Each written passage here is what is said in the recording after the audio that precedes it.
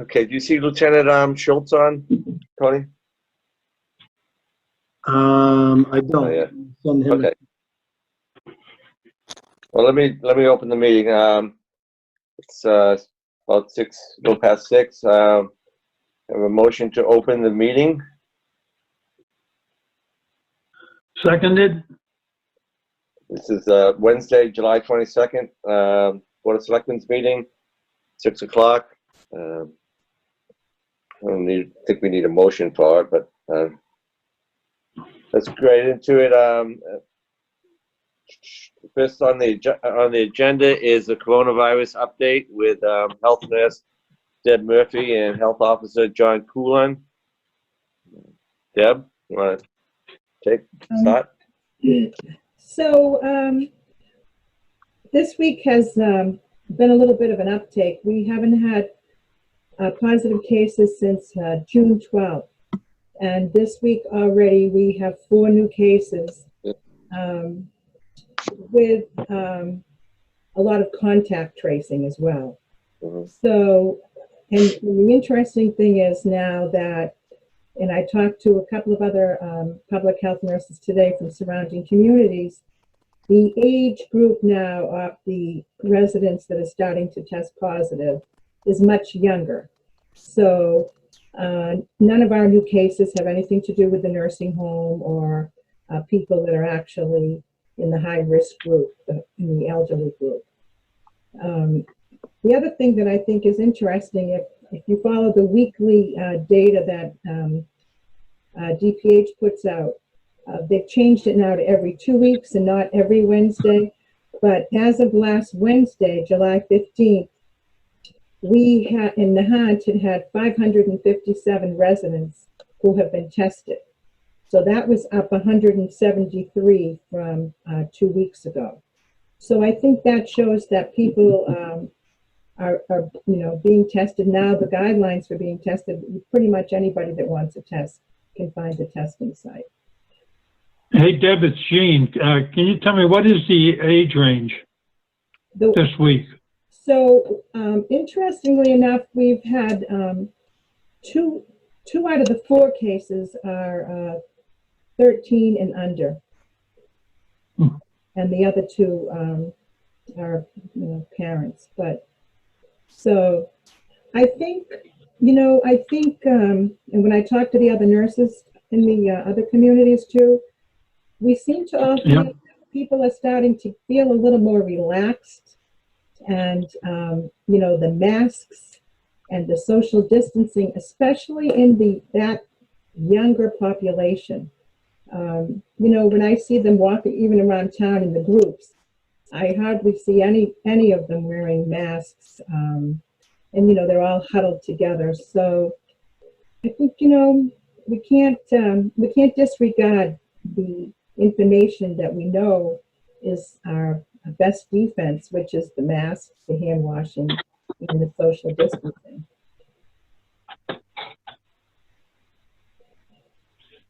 Especially with the beaches and hot weather, people together. So. Yeah, and you know what? Interestingly enough, too, these cases we're seeing happening outside, where before you probably thought that, gee, most of these are inside, but we've had cases in some of our outside venues, not necessarily people that live here, but their contacts do live here. So, John, I see you just logged on. I don't know if you can hear us yet.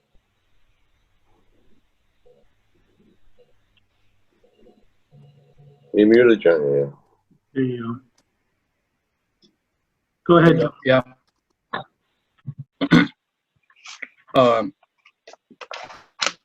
I was just logging on. You're looking for me to report on?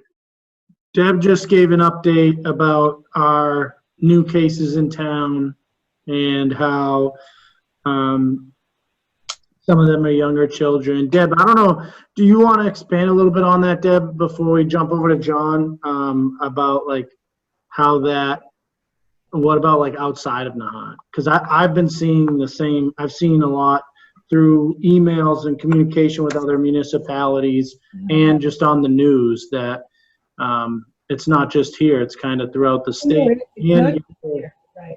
and All of the younger numbers kids. have gone up this week of all of the towns. So, you know, some of the venues are, you know, camps have opened, sports have opened. So we saw in phase 3 a lot of reopenings and a lot more allowances, I guess, for people to, you know, socialize outside. We've had, you know, cases on the golf course. We've had cases at private, you know, outdoor lessons. So it's just right now it feels like, gee, you know, we did well, and everybody did well for, you know, probably good 3.5 weeks there in the middle of June until now, but almost 4 weeks. And I just think it's a good time just to remind people, and especially that younger generation, the teenage group. I know they think that you know, it's summer and nothing's gonna happen to them. And ironically, that age group, their symptoms, luckily for them, they're not getting that sick with the symptoms as their parents are. The older people are getting, you know, symptoms and really feeling pretty crappy. So. Did you say this was a parent-child thing? Well, in the households, if you have a positive case, it's, you know, it's really difficult for people that live in your house. Although we've seen the whole family get tested, and we'll see maybe out of 4 people, 2 will test positive and 2 will test negative. In that case, and in any case in a household, even the people in the house who test negative have to quarantine for 2 weeks. And I've seen people who tested negative at the beginning who, you know, during that 2 weeks have developed symptoms and have gone on to be retested and have converted to positive. So that's why the 2-week quarantine is really in effect, again, even if you test negative. And I think that's a hard message to get out there to people, because what I'm seeing is, and you know, not just us, but we're seeing contacts who have been tested negative, and as soon as they get that test result, they think, I'm good to go now, you know, I don't have it.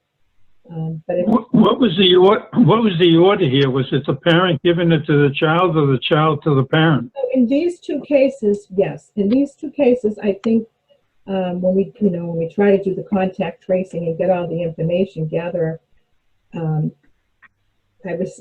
think that in these cases, the parent had it first. I don't think the child caught it from an outside group. Yeah. Okay. John, you have anything to add? Thank you. I would like for folks to think about situations similar to this that go on for a period of time. It is normal to enter a stage known as crisis fatigue, getting tired of being in crisis all the time. And the unfortunate result is that people tend to then automatically relax on the cautions that had been taken. And unfortunately, that inevitably results in a second wave that turns out more devastating to the public's health and the economic health than the first wave. That is what occurred during the global pandemic influenza of 1918, 1919. We can avoid that now, but only with continued awareness. And in fact, the governor's groups that named the different phases named phase 3 as vigilance. The reason they did so is that without vigilance, we end up even worse than we were at the height of this first wave. Just want to put that out there for people to think about, because it's very easy to relax on what we've been doing.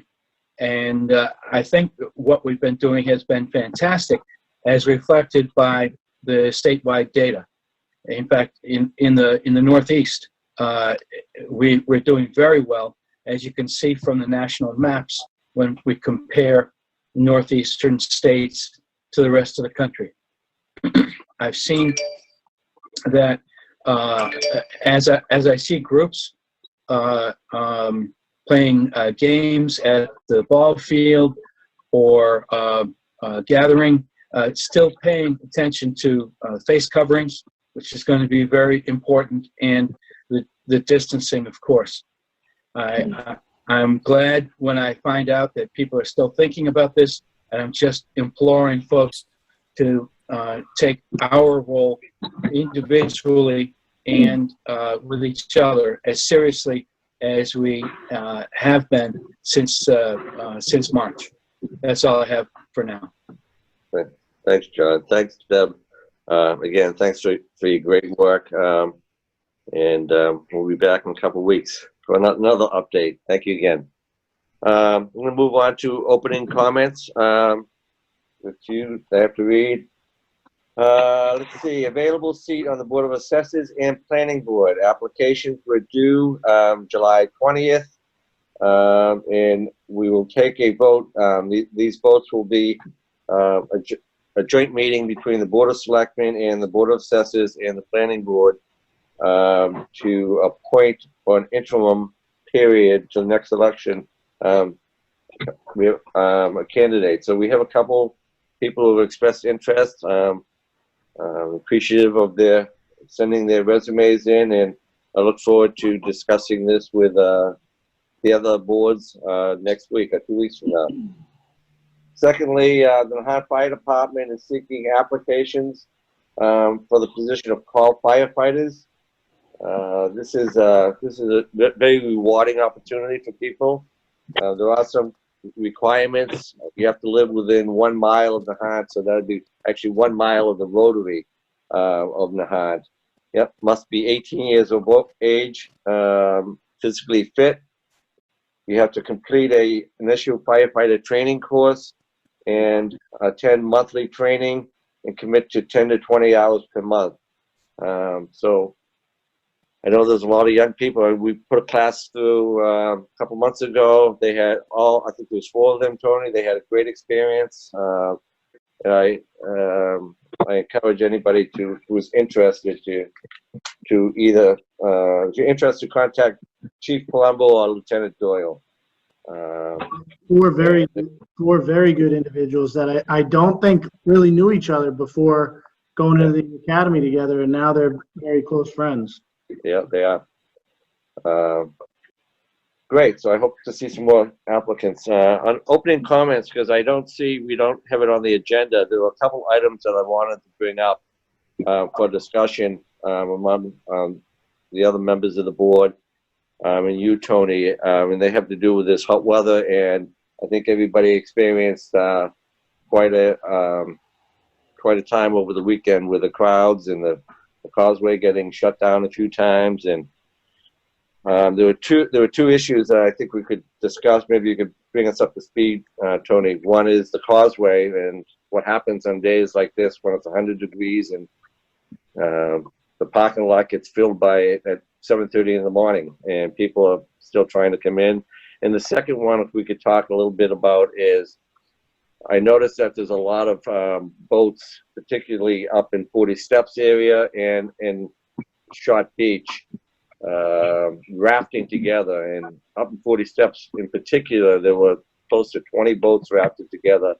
Very loud, very noisy. I know that some communities have restrictions in that based on COVID-19. I know I was told by, I think, Gene, you told me that Marblehead limits the number of boats that can raft to 2 or 3. But Tony, let's start with the causeway, then maybe we can talk a little bit about the boat situation. Yes, and Lieutenant Schultz is on the phone now too. I think first, it's one thing we have to understand is that this past weekend, the entire state experienced a similar scenario. Not even just the coastal communities or communities that have state reservations in them, but a lot of inland water bodies, ponds, lakes in Western Mass and Central Mass, experience a lot of the same thing. And a lot of it has to do with COVID reasons, where there isn't any summer camps. There aren't many summer camps, or many kids aren't going to summer camps.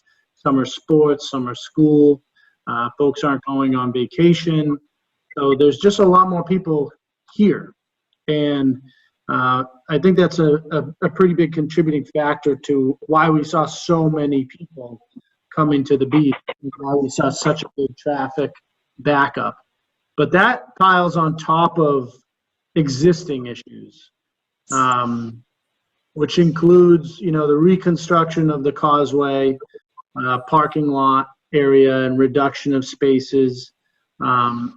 The entry point of the booth where folks are coming in is tight as it is, but it also is now reduced down to one lane because they're only taking cards or pre-purchased tickets, season passes.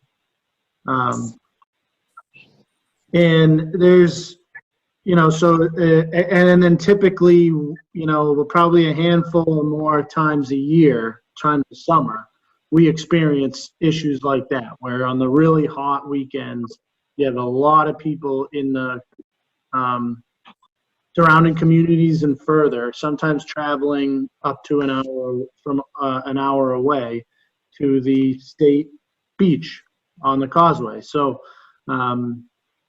there's a lot of contributing factors to that, and I think we also had an incident actually on the inbound side of the causeway this past weekend that stopped traffic completely for about 20 minutes, which had long-lasting traffic implications. So I know there's infrastructure upgrades that need to happen, which would take time.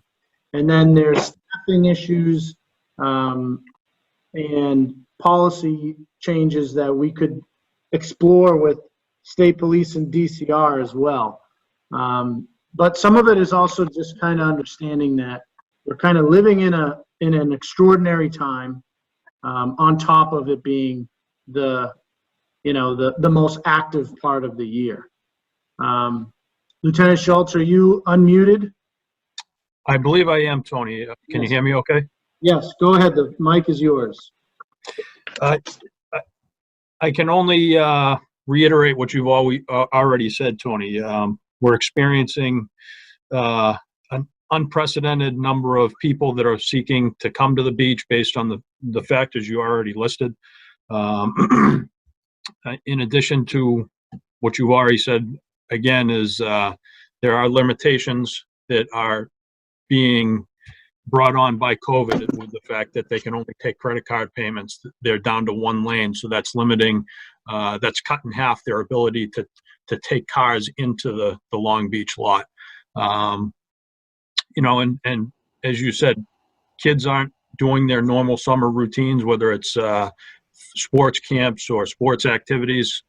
Parents are trying to find ways to keep their children occupied and spend some time with them. And as much as I've seen some commentary that Nahant's not a resort community, it is a destination that people like to come to, whether it's to go to the beach or enjoy the scenery. So I can say from our perspective, we're doing everything we can to deal with not only the traffic situation on the causeway, but also the traffic situation in town and the parking related situation that comes as a result of people not being able to get parking along Long Beach. It is concurrent jurisdiction. I know that has been a question that's been brought up. I know Chief Dwyer is going to try and reach out to the state police to make sure that there is adequate patrols available on their part to help us out on Long Beach should anything happen down there and we need to investigate it or respond to it. And that's pretty much where we're at in terms of trying to deal with it at this point. I would say also you have, or from conversations with the chief too, is, you know, where you have people coming from so far, coming to Nahant or to go to the state beach. Sometimes, you know, they're waking up early, they're packing their car up with their kids, with their family, with their cooler, with their beach stuff, and they drive here for a half an hour, sit in the line for a half an hour, and they get turned around. They tend not to give up so easily. So, you know, many times the police officers are seeing the same people. You know, they turn out of town, they go around the rotary, they come back in and try and get into the lot on the outbound side. And then they can't do that, so then they come back in again and try to find a place in town to park. So, you know, there isn't a simple solution. It's a complex issue. You know, once people get into town and start trying to find places to park, there's a whole nother element that comes into play with the police, whether it be, you know, is it a posted area for no parking? Is it a resident that doesn't have a sticker, or is it a non-resident? Is it a guest of a resident? You know, many people that live in Nahant have guests that don't have stickers that park in front of their home. So there's a ton of different elements. And meanwhile, you know, our police officers are stretched pretty thin, responding to medical calls or other types of issues that come in, or going to the wharf and, you know, clearing that area out, or up by 40 Steps or East Point or the Causeway. You know, there's just, on a hot day, ultimately we're extremely stressed. Our resources are extremely stressed. So there are things that we're exploring. We are having conversation. I don't want to sound like there's nothing we can do and we just got to deal with it. There are definitely things we've already been doing that makes it, believe it or not, it could be much worse if we weren't doing some of the stuff that we're already doing. And we're also in conversations with the DCR as well to do even more. But, you know, one of the biggest issues with the parking lot is the lack of spacing and the entry point to it. So, and that's an infrastructure change, which, you know, would take a lot of time and dollars on the state's behalf to do that work. So we're kind of caught in between a rock and a hard place at times with some of that issue. Thank you, Tony. Josh? You know, Tony, one of the problems that I picked up on was the fact that there's very little communication and coordination inside that park with the people that are running it. Because if you were to go down the end of the causeway with 50, 60 cars trying to go into the inbound lane, as you're going out of town, you can see 50 or 60 spots. And that's something I think that somebody ought to communicate to them, that they've got to police that better. Not the police, but those that are inside that park. I think you know, what I think they do is they wait until a certain amount of spots are open or a certain amount of time has gone by, because it's actually a policy in place that they do across the state to prevent people from tolling up and waiting. So in other words, the lot's closed. It's not going to be open immediately. It may not open for 3 hours. It may not open for longer. You know, try and find somewhere else to go. Because if they say, okay, once 10 spots open up, we're going to open the gate again, you'll just have that, people will just sit in that line over and over. So that just puts a greater burden on the 3 police officers that were doing, by the way, a fantastic job of handling what they had in front of them. Yeah, it does. It absolutely does. I can speak to the open spaces down there. their policy in past years has been, and I don't have a specific number, is the number policy. And that's actually to try and deal with a public safety aspect in terms of if they open it, if they get 10 spots open and they open it for 10 spots, now we're opening, closing, opening, closing. Whereas if they wait for, and again, I don't have the specific number they wait for, it's a little bit, it alleviates the pressure and causes a little less of a backup in the lot. And that's one of our concerns that we try to deal with down there is preventing a backup within the lot, because once that happens, getting emergency services down through that lot to whatever call for service we may get out there is a burden. We have to adapt and overcome, whether it's stop halfway down the causeway and access one of the emergency access gates in the fence, or enter from the other way. But that's part of the reason that they wait for and allow people, allow so many spots to open up prior to opening the lot back up.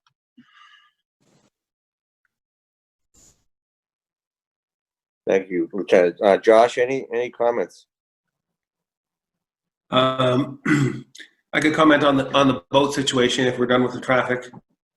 Sure. Go ahead. I don't have any comments on the traffic. You have the mic. Okay, so on the boat situation, you introduced this a little bit, Mark, but we're having situations where close to 20 boats rafted up in 40 steps, and so we've had some conversations with the harbor master about what's appropriate.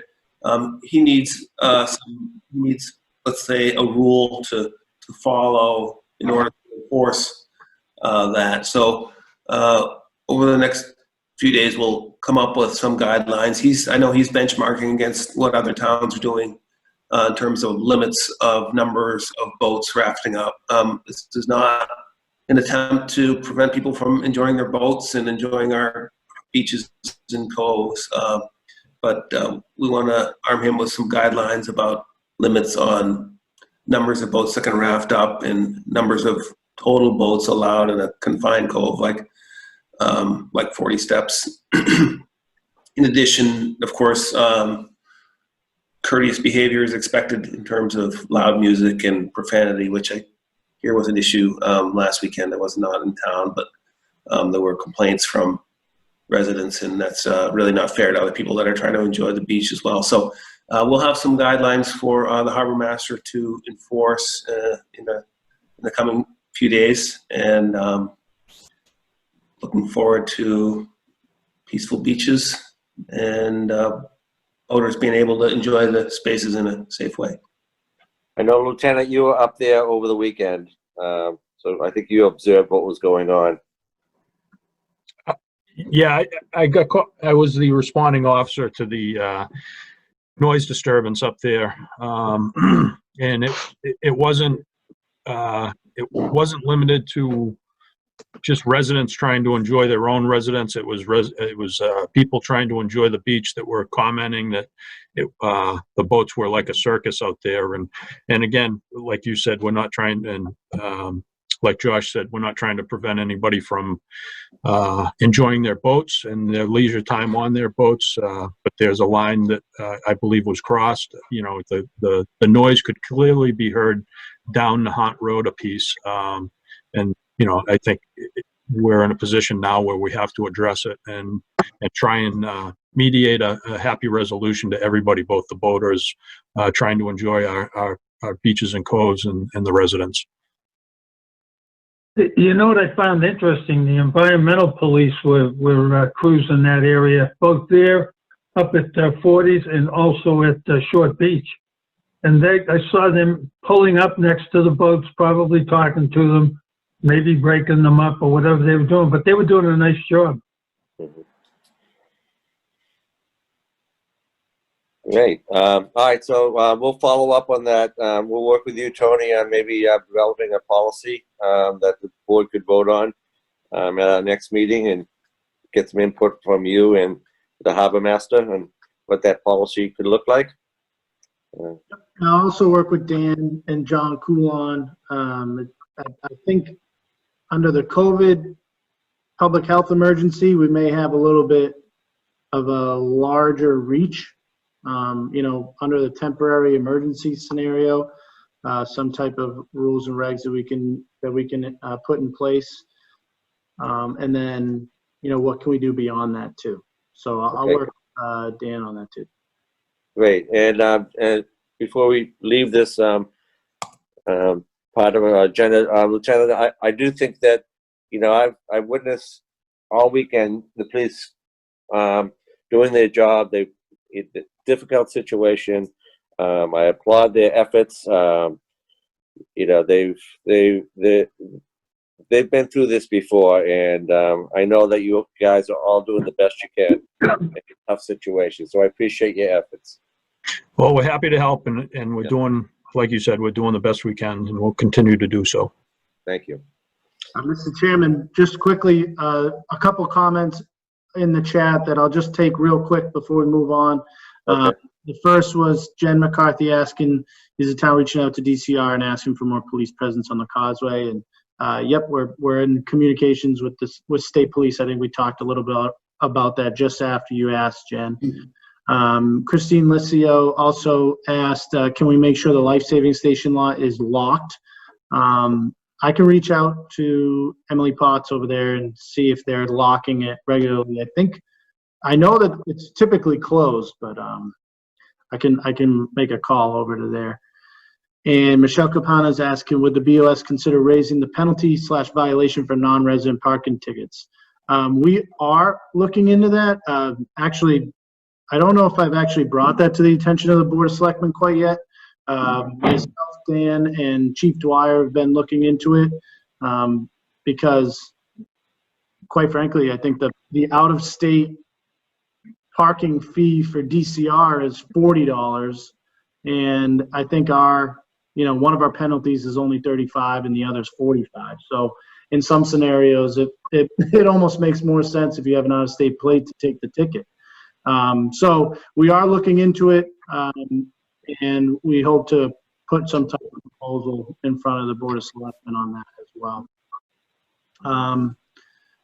Colleen Chester O'Neill, can we put barriers between the two lanes so residents can get down the causeway to their homes? This may actually help the police as well. I think that's come up in the past. We've talked to DCR about it, but we can bring it back up again. I forget. That was, I think, a couple years ago that idea had surfaced, and they may have tried it, and I don't remember how well it worked or not. It was before I was here, but Colleen, we'll bring that up with DCR. All right, that's it for those. Hey, Tony, one more if I could. I've been asked, who has what level of responsibility on the causeway? Or the parking lot? Well, we have the Nahant Police has the details, and we respond to many of the calls. It is a state-owned or state-ran reservation, so the state police have jurisdiction there as well. But typically, we're the first on scene when 911 calls come in. And I know that Nahant Police responded to quite a few over the weekend, and it's always a challenge getting into that lot because of the way it's set up.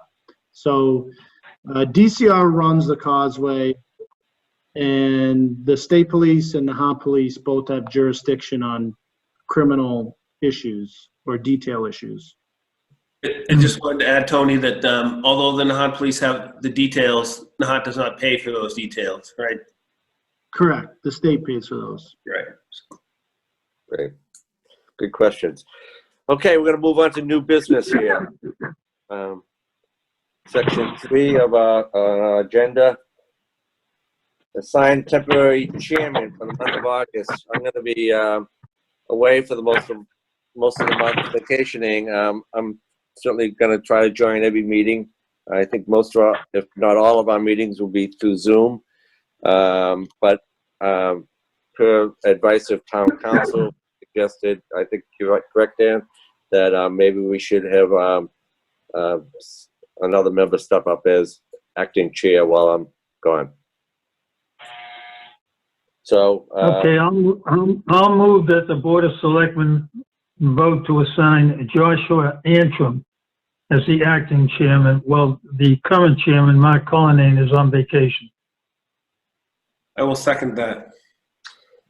motion's been made and seconded. Any discussion on the motion? Okay, all those in favor? Josh Antrim, aye. Gene Canty, aye. Mark Cullen, aye. Under 3B, there's some minutes to approve. I think, Gene, you're not participating in this because you weren't a member of the board at the time. Correct. I'll make the motion. I move that the Board of Selectmen vote to approve the meeting minutes for March 17th, 2020. Seconded? Motion's been made and seconded.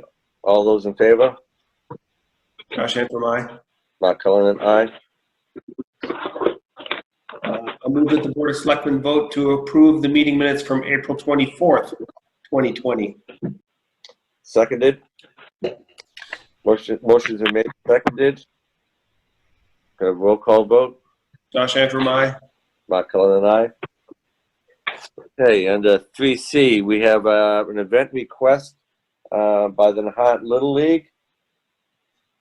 Gene, can you have a motion? I move that the Board of Selectmen vote to approve the event request for the Nahant Little League season. I second it. Been seconded. Any discussion? You want any update on this, Tony? I'll just say that the Little League put together a COVID guideline type plan and submitted that to John Coulon and has been approved. So Okay, great. there are certain, it's not your standard Little League scenario. There are certain guidelines being adhered to and new ways of doing things there. So. Okay. Tony, can I ask a question about that? So, John, is it stated that the spectators should have masks on?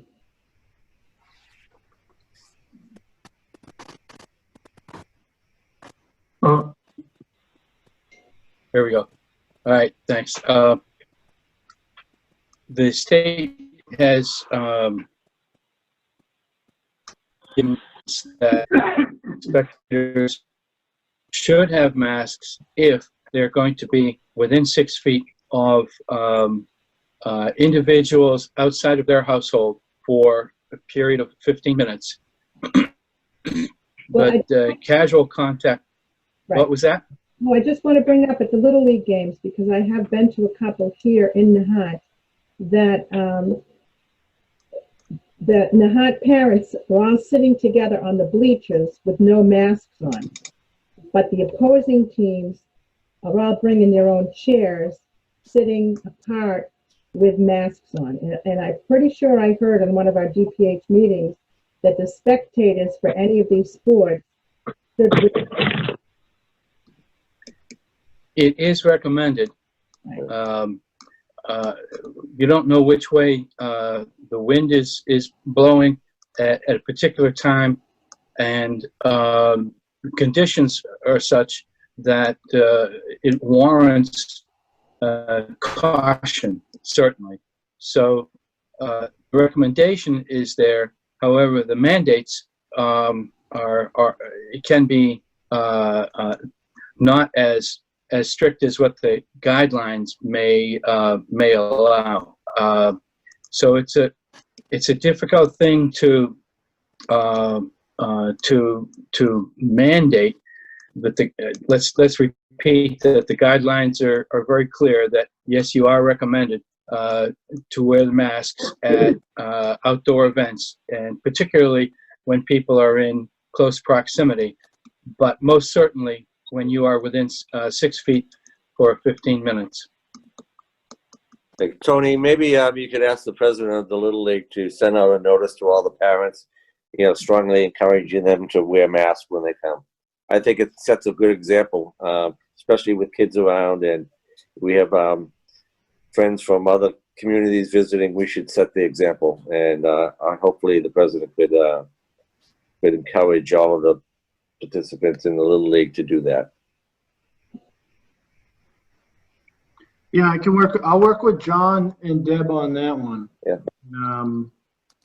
We'll get something out, as soon as possible. Okay, great.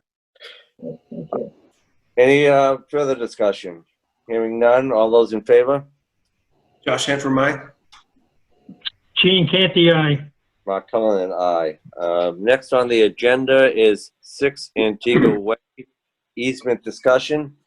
You want to start this, Tony? Yep, and, Mr. Cadilli's on the phone too. I just unmuted him. So this is a request for, well, do you mind if, Frank goes first, or? That'll be fine. All right, the floor is yours. Hi, gentlemen. Basically, as I gave you folks a letter that in 1946, all three of our houses here on Antigua Way, my family bought, and in 1980, we bought it from our family trust. So we've been here since 1980. Around 1980, we applied for a permit and was granted a permit after a non-conforming variance to put an addition on. They referred to a plot plan from 1946 showing plenty of frontage to the property and not an issue. We proceeded with the improvements. The house has not been improved since 1980. Antigua Way has not changed direction. It's been the same location that it's been since I was a child in 1946. So since that time has happened over the years, my wife and I have noticed that we've caught different maps of Nahant showing Antigua Way to the left, to the right, to the center, and became concerned. So we hired Ralph Reed to do a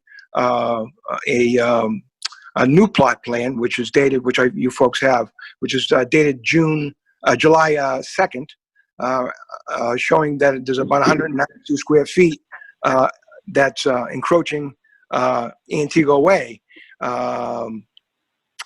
And it was quite a surprise to all of us because, as they say, the house has not moved on the original footprint and the street has not moved, but the actual street, even though it's not paved there, shows that a corner of our house is actually on the street.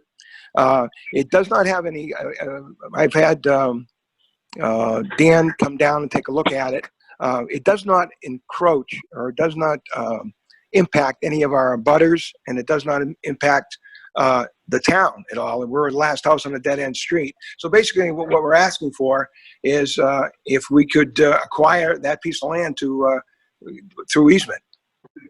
We're talking about 192 square feet. Right. You should have, I gave you folks a copy. You should have a copy of the new plot plan, which shows the exact area.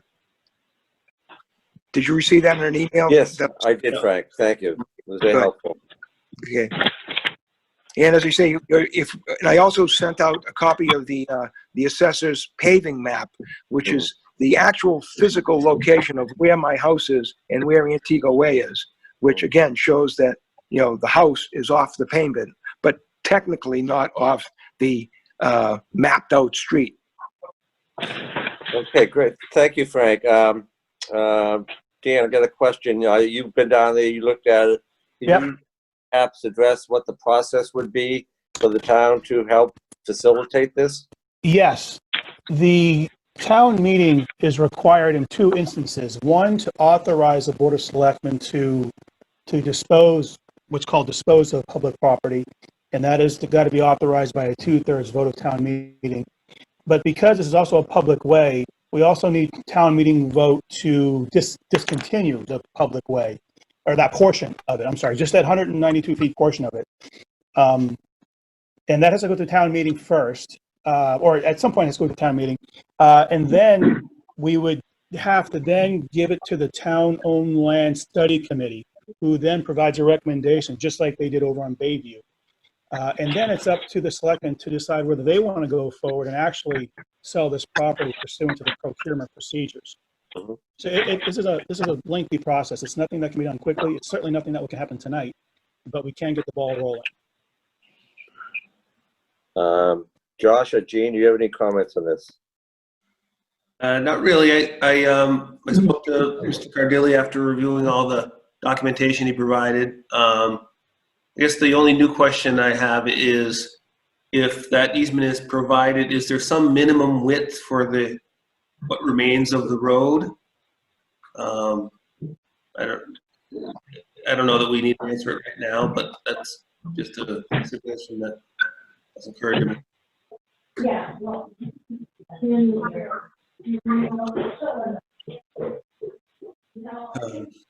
Dan, do you know the answer to that? I mean, the question is, yes, Josh, I think that's something that we're going to have to look at, and that's something that the Town Land Study Committee looked at with Beth Kelly's Yeah, right. thing. So we'll have to be sure that, you know, it's passable. Yeah, in terms of width, Josh, it's all about Chief Dwyer and Chief Palumbo, making sure that their rigs can get to and from the area.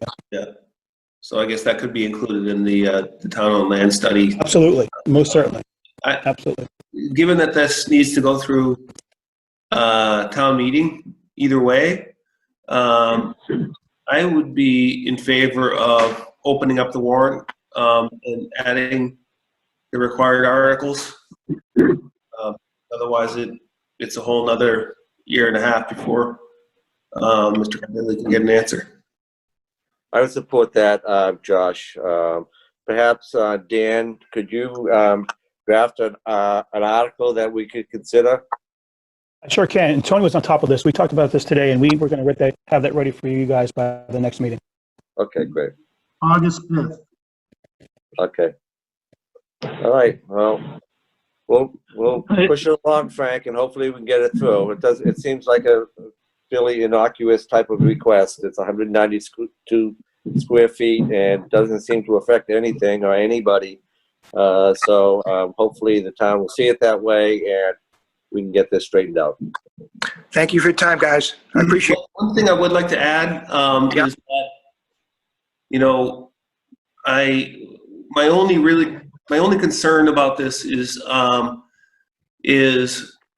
the appearance of a precedent, because we're hoping to get all these town right-of-ways opened back up and identified, and it's been an uphill battle, quite frankly, and this obviously is not the same thing, but I think we have a situation a little Nahant where there's been some encroachment on town property during construction, and I just want us to be very careful about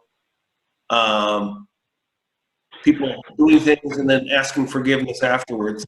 I know this is absolutely not that situation, but I just don't want it to be viewed in that same light. Good point, Josh. I agree 100%. Yeah, Josh, and that's one of the things the Town Owned Land Study Committee really takes to heart, so you can bet it'll be deliberated in that venue. Thanks. That's all I had to say. Okay, great. Thanks, Dan. Look forward to seeing that article. Okay, item 3E, Bayside Function Room, outside dining premises expansion approval. Okay, so we have a request. This is similar to requests that we've seen in the past from other businesses in town, like Tides, the golf course, country club, Knights of Columbus, where they're looking to utilize the temporary authority through the public health emergency to expand their current common vic license and their current liquor license premises to outside area. And Bayside is submitting, they filled out an application for both and are looking to expand temporarily their premises to the outside area. And you have a diagram in front, in your packets, the selectmen. Yep. And I believe there's someone on the phone, or someone from Bayside should be in the call. But I don't know if anyone on the call is representing Bayside and you're on Zoom. If you could write in the chat. Let me see. Let me see if I can set this up so they're able to unmute themselves.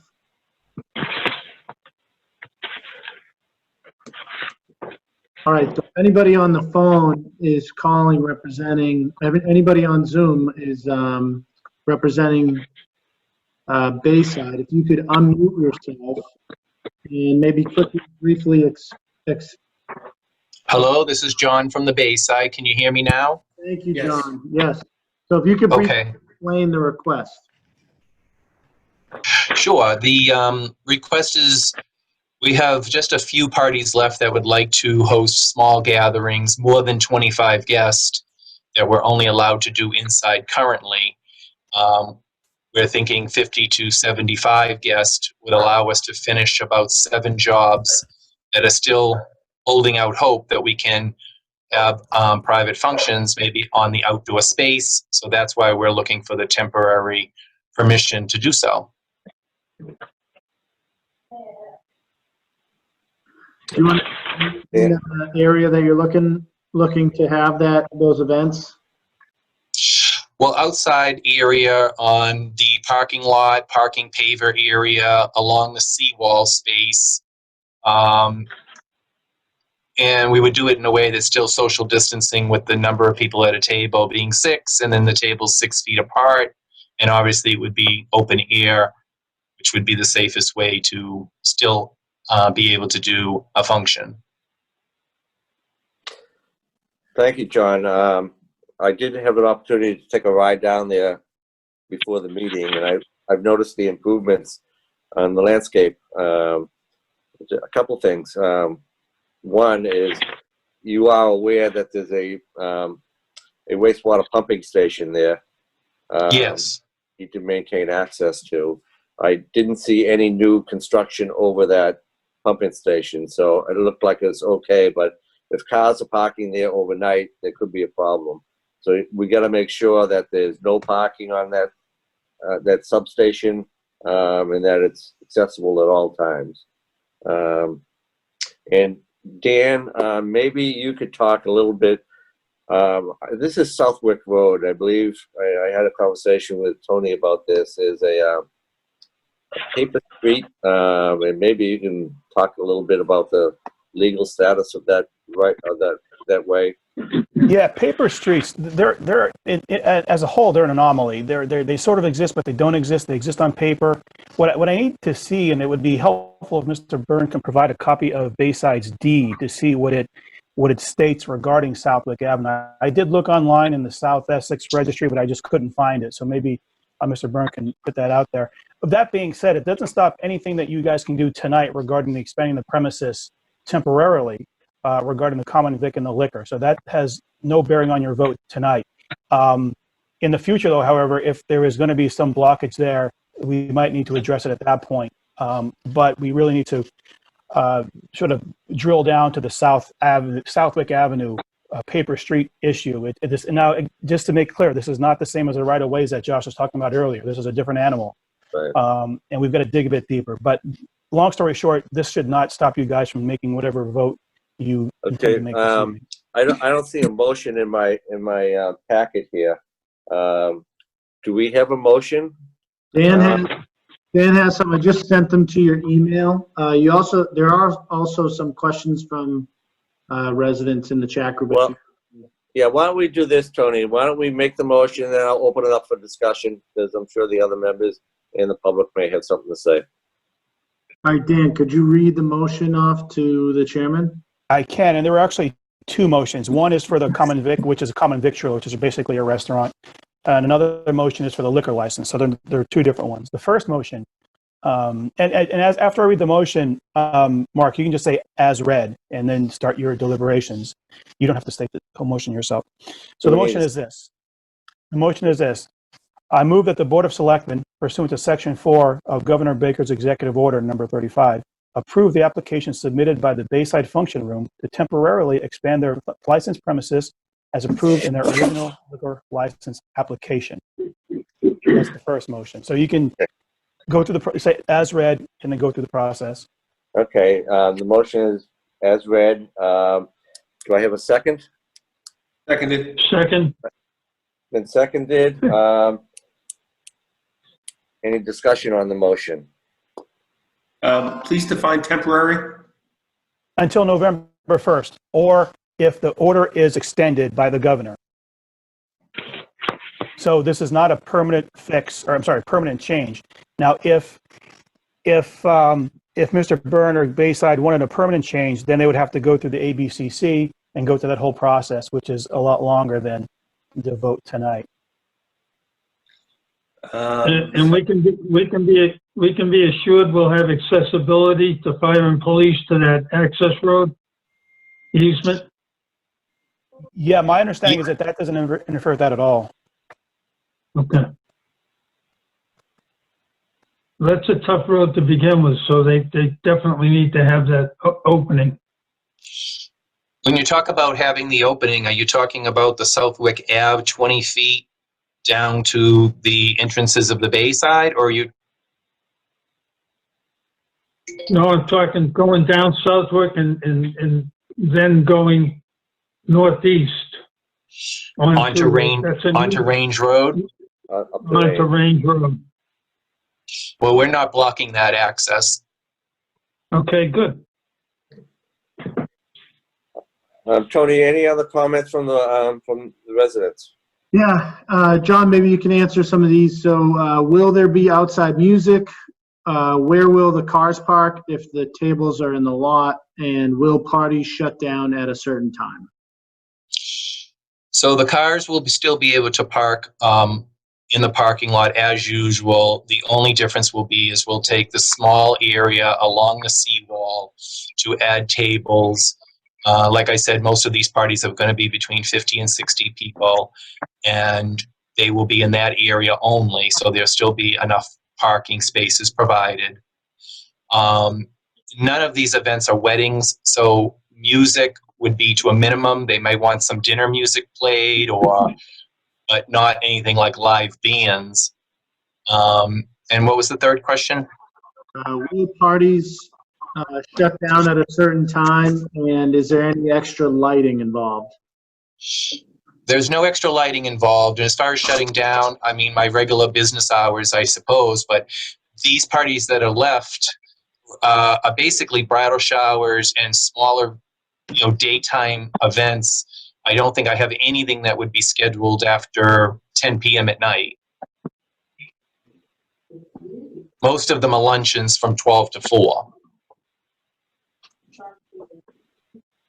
John, have most of these events or parties been scheduled already? And if so, how many are we talking about? So I have 7 remaining parties that have not postponed to the following year.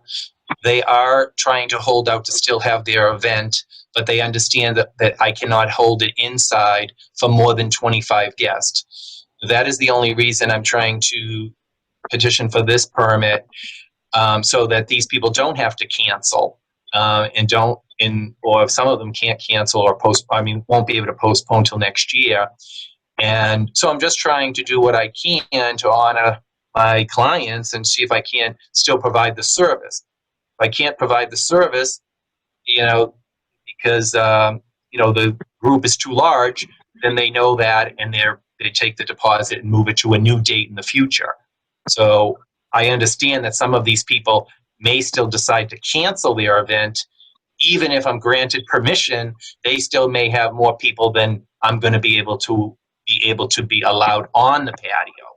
So there's a lot of still moving parts, but I thought I'd ask the permission first to see what that would look like so that I can give an intelligent answer to my clients who are already under contract. But again, it is only 7 remaining jobs through September and October. Thank you. So this is tables and chairs, essentially? Correct, the banquet tables and chairs. And do you plan to remove them in between events or leave them set up? Oh, they would be removed. They would be put back into the function hall. And I'm looking at the plot plan. Doesn't the one that shows the Sherwick Ave, which is shown as 20 feet wide, and then the parking lot is 37.29 feet wide along the seawall. Would you Yes. consume that entire length or some percentage of that length?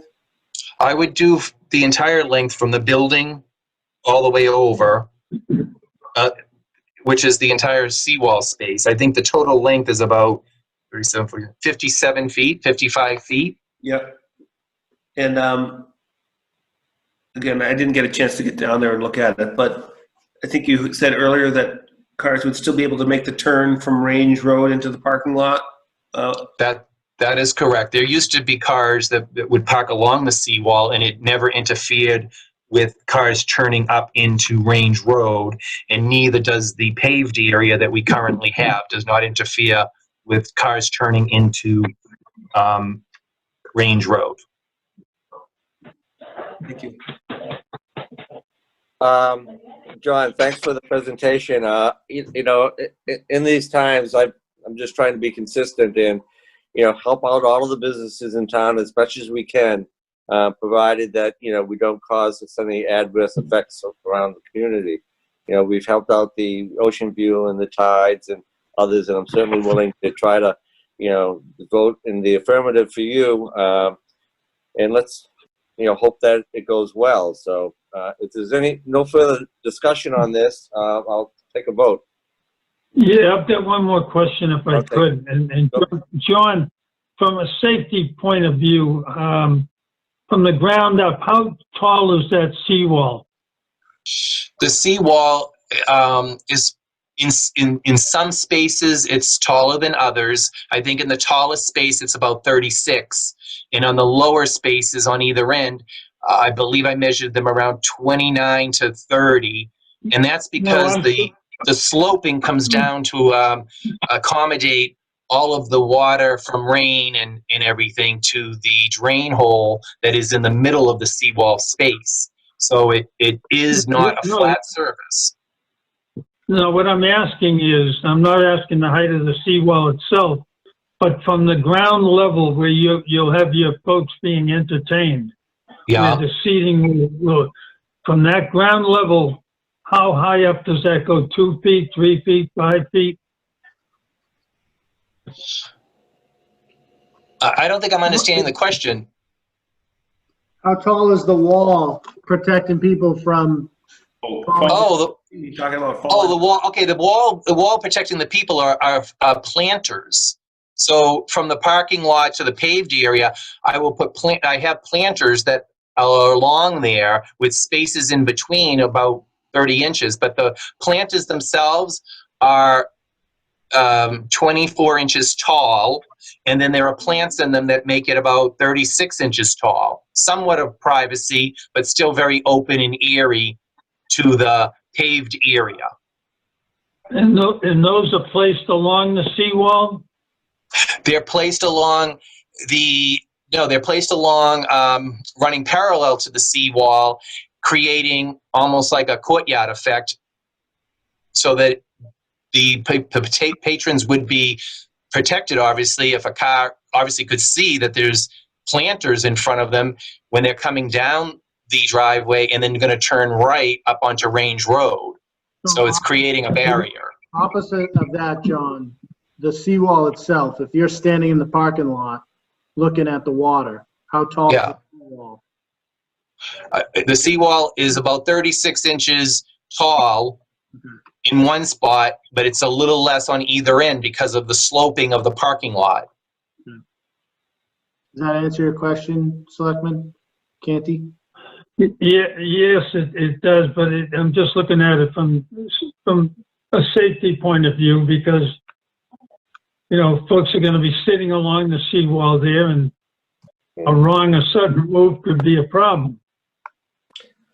Gene, I think that's a good point. And, you know, I think, John, we're probably supportive. We want to make sure that this is code compliant. That is a pretty far drop off that seawall. It's about 15 to 20 feet. So you may need a little bit more protection on there, but maybe the building inspector can take a look at that, and we can condition this vote on that. Okay, do you have a recommendation on how high would be satisfactory? Whatever the code requires. Okay. I don't know what it is, but it may be compliant now. But if it I mean, the is, seawall area that's built now is what we've been working with for this amount of time, and it's never been an issue before. I haven't decreased the height. right. But I think what Selectman Canty is saying is that now we have people out there eating and drinking, and it could be a little bit more dangerous. Okay. John, it's not meant to be an impediment. It's just to ensure an additional safety measurement. No, I understand, and like I said, maybe I could do something to raise the height of it with additional planters on top of the seawall or something, creating that sense of a barrier and not allowing people to maybe hop up on and sit on top of the wall. That would still be aesthetically pleasing to people who are attending an event, and it would give maybe that added height that you're looking for. So it's something certainly, you know, we will have to consider. Yeah, something to think about. Okay. So Okay. if we're going to make a condition, we've got to change the motion. We've got to withdraw this motion and make a new one conditioned upon the building inspector's approval. And I can read that. Wait, first of all, Mark, if you want to put that condition on there, you got to withdraw that motion. We'll make a new motion. Okay. Withdraw the original motion. Yeah, there's got to be a motion to withdraw the motion, so to speak. Okay.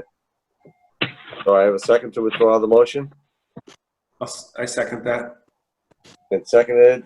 Any discussion? All those in favor? Josh Antrimai. And Gene Canty, aye. Mark Cullen and I. Right. Okay, can you give us a new motion? Yeah, I certainly can. Give me a second. I got to cobble some things together here. Just take 2 seconds. Just give me a moment here. Okay. All right, here it is. So here's the new motion. I move that the Board of Selectmen, pursuant to Section 4 of Governor Baker's Executive Order Number 35, and conditioned upon the building inspector's approval of the seawall height, approve the application submitted by the Bayside Function Room to temporarily expand their licensed premises as approved in their original liquor license application. Done. As read, do I have a second? Seconded. Second, Been seconded. Any further discussion on the motion? Seeing and hearing none, can I have a roll call vote? Josh Antrimai. Gene Canty, aye. Mark Cullen and I. Okay, the second motion now, Dan, is? It's basically the same thing other than we're exchanging the liquor license for the common vic license. So the language will be very, very similar, and it'll go like this. We'll use the same condition. Here's the motion. I move that the Board of Selectmen, pursuant to Section 4 of Governor Baker's Executive Order Number 35, and conditioned upon the building inspector's approval of the seawall height, approve the application submitted by the Bayside Function Room to temporarily expand their licensed premises as approved in the original common victualler application. As read, do I have a second? Seconded. Been seconded. Any discussion on this motion? Seeing, hearing none, a roll call vote. Josh Antrimai.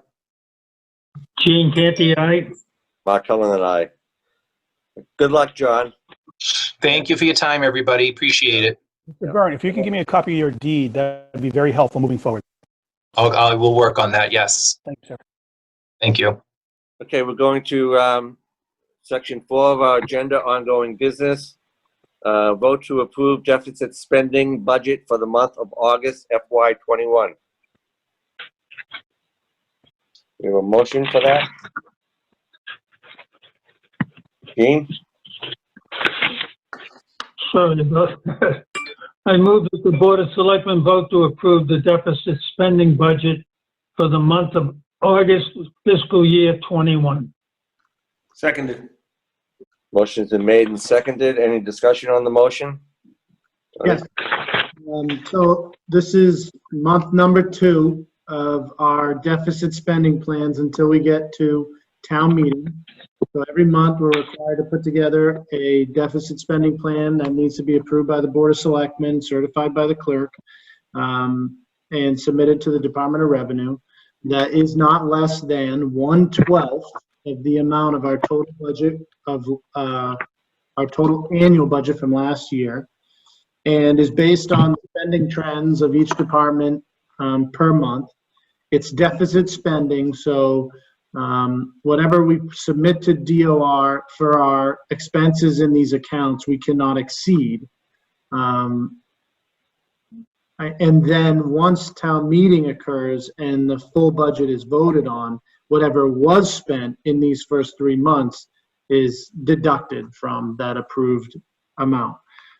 So briefly, you'll see some changes in August compared to July. Number one, there's more payroll weeks, so salary line items are increased a little bit compared to August. Not that any salary rates have changed, but just simply because there's more payroll weeks in the month. School budget or school spending sees a significant increase as we're preparing for bringing teachers back and getting ready for September school, which I'm sure will be on the next Board of Selectmen agenda, having a discussion about that, or if anyone's interested, please follow along with the school committee meeting that are also on Zoom. And then actually a pretty big reduction in spending on, one through assessments or health insurance or things of that nature that took place, or debt service payments that took place in the month of July that are not taking place in August. So, for the month of July, our total general fund and enterprise fund expenditure plan was $2,322,337, and for the month of August, it is $1,525,951. So less than the month of July, but still more than 1/12.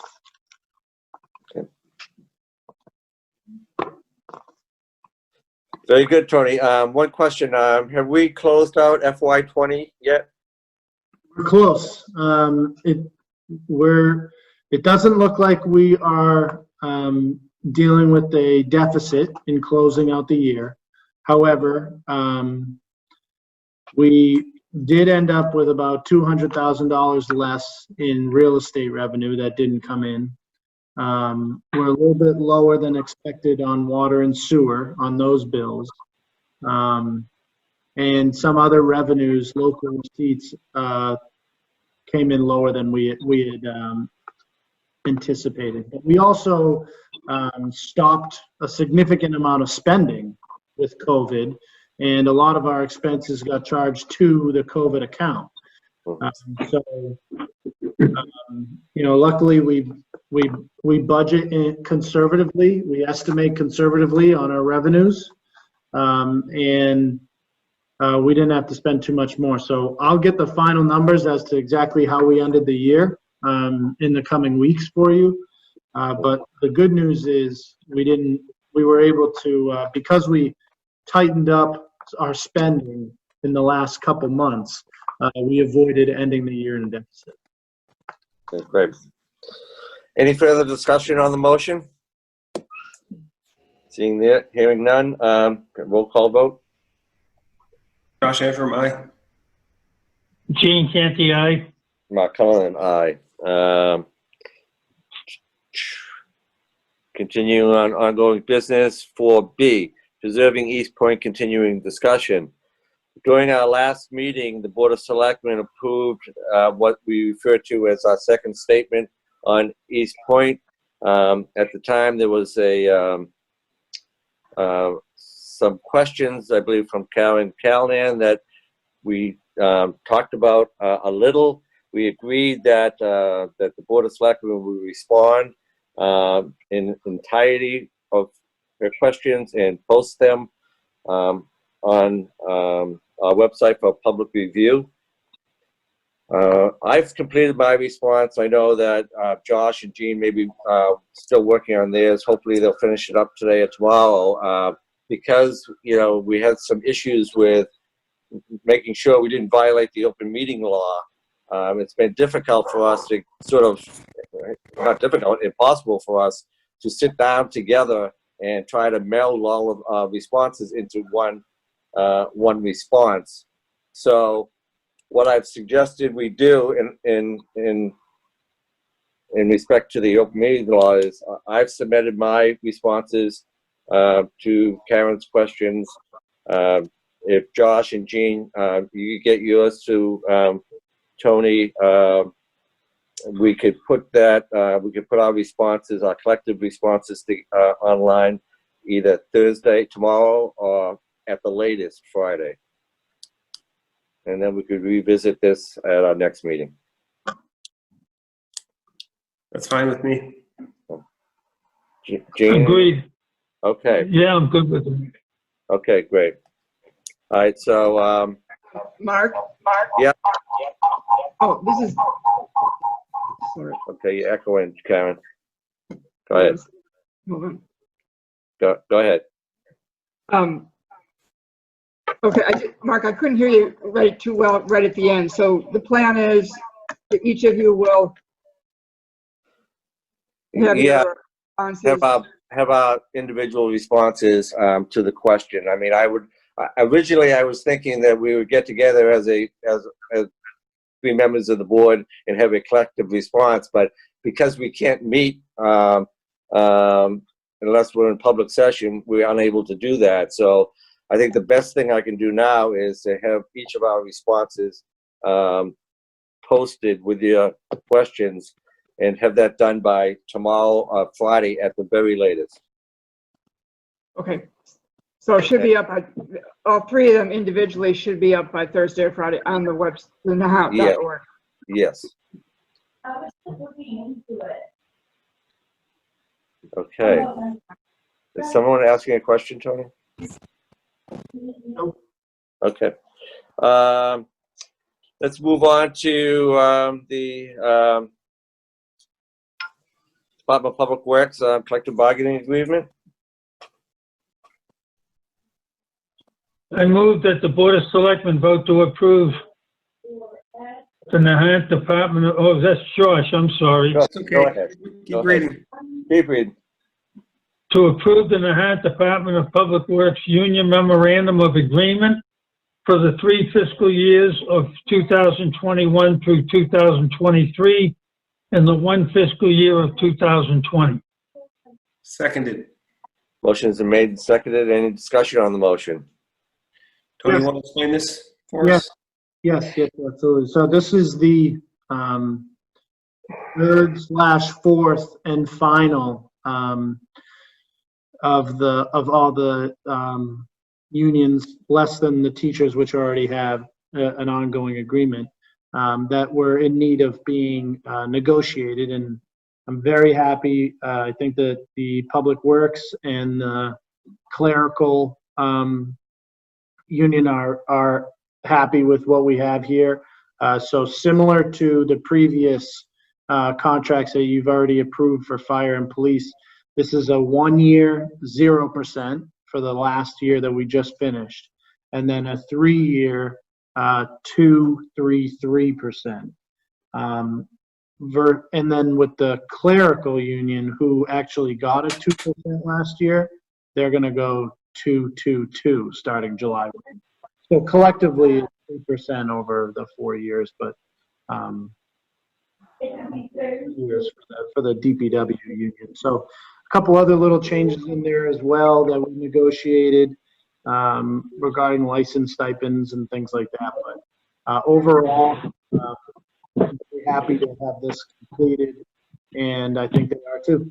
And again, the bottom line is all 3 or 4 unions have kind of taken a hit over the last couple of years to help the community get through this process, and then we're kind of helping them out in the later years. So it's a solid negotiation of give and take on both parts.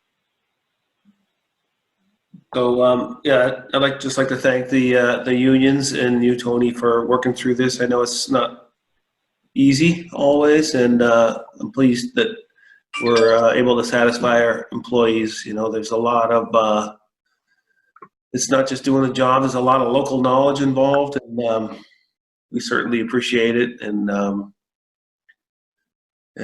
so thanks for getting that done. Thank you. Yeah, good job, Tony. Now you've got 3 years off from doing this again, so that's good. Get this off your plate. I could have. Yeah. A good job, and again, thanks to, as Josh said, thanks to all the union members and working together collectively and getting this done. Okay, any further discussion on the motion? Seeing and hearing none, roll call vote. Josh Antrim, aye. Gene Canty, aye. Mark Cullen, aye. Okay, town administrators report. Okay, thank you, Mr. Chairman. First on my report is Flash Road basketball and tennis court. So we got, town meeting approved $160,000 of community preservation money for the project to basically completely redo the basketball and tennis courts at Flash Road Park. This would be the idea here is to do a total reconstruction. Those courts are about 30-something years old and haven't had work done to them in, I think, quite some time. And really, the drainage, a lot of the cost that we underestimated is due to subgrade improvements to help with drainage, which ultimately will improve the life of the courts over time. But we did put the bid out, we got it designed, and we put it out for construction, and the received bids came in higher than our current funding amount. So again, we were approved $160,000, and we got 2 bids that came in, one for $238,000 and the other for $269,000. They're pretty similar, and we ran these by our design engineer, and he believes that they're strong competitive bids, even though they're higher than what we currently have funding. So I wanted to give that update because we've been, we were hoping to break ground in August or September and get this project started before the end of the season, but now we got to go back to the drawing board and try and find some additional funding to help, because we can't award the contract without all the funding on it. So, the positive side of it is we're making more progress, and we have a better understanding of how much it's going to cost to do the job. But on the negative side of it is we got more work to do. So. Tony, were you able to talk to or think about asking the low bidder if we would hold his bid until we went through town meeting and appropriated the additional funds through community preservation? And maybe they could start it in the spring if they could hold their bid. I can do that. I mean, as an option. Yeah. At least. Yeah. And Tony? Yeah. Just to add to that, this year, I don't know if everyone knows, but our kindergarten class coming in September is 30 people, 30 little kids. So I'm just saying, the upgrade to this facility with all these little youngsters coming up would be perfect timing. Definitely, and we also got a petition with a significant amount of signatures on it from folks of all ages asking if we would include pickleball Oh, wow. in the tennis courts. So that was part of the design too. So it would hit all age groups. Is going out to bid a second time, is that an option or a reasonable thing to do? I think it is when you have like such a wide range of bids. When you think something was off with the bid documents that went out. In this scenario, I think this is probably a legitimate range. We could shave some of these costs by doing, just a minimum overlay of the existing subgrade. But as you can see down there, because of the drainage, there's a lot of cracking in the pavement. So we think the right way to do it would be to really improve the subgrade there so that it's long lasting. Definitely. Tony, if you could get him to hold the bid or them to hold the bid, go to town meeting hopefully in September, if that's still on course, and get the additional monies. You still have October, November that you can lay that asphalt down. In fact, October would be a perfect time. Yeah, I'm exploring, grants or state aid as well, because, we're still in the development phases of the budget for September and for the upcoming year. And I don't know if finding an additional $100 grand or a little bit less than that to make the difference up is doable with the current financial situation of the town. But I'll definitely ask them to hold it, and we're gonna try and get as creative as possible to keep the momentum on this project going. Great. The next on my list is the upcoming water main work.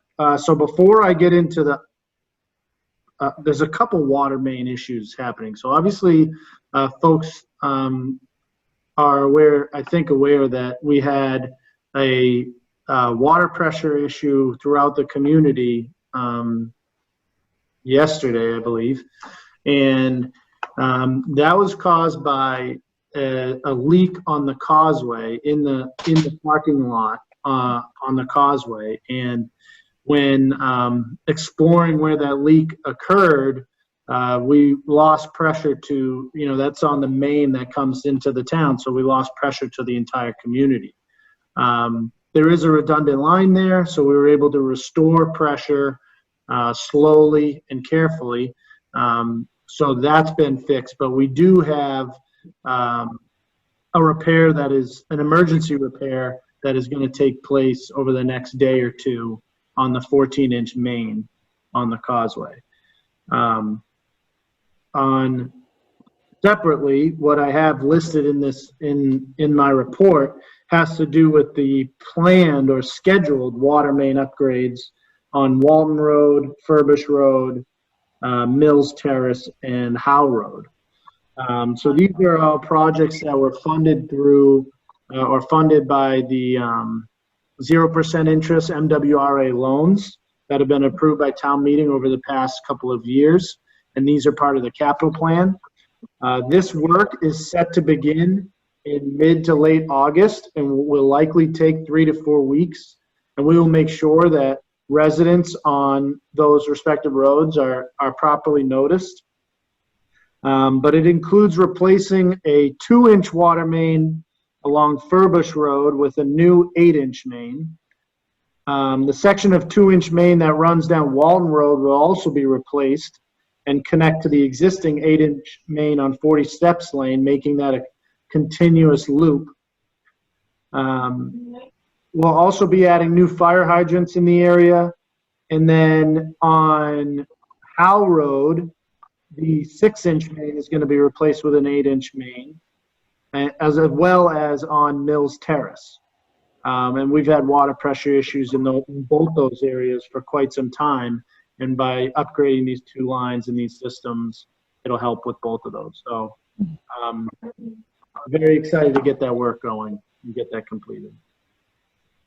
And is it one contractor for all that work? Yes, JP Cardillo and Son out of Wakefield. Okay. Okay, great. All right, sounds good.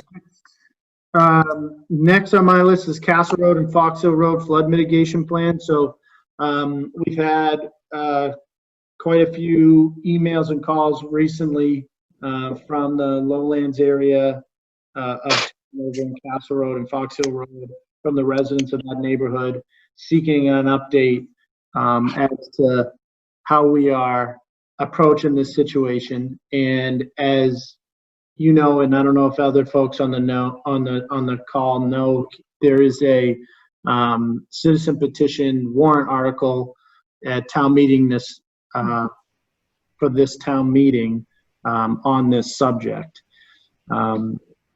We've had a lot of communication, I think, with folks down there, but I think there's more to do, and I think that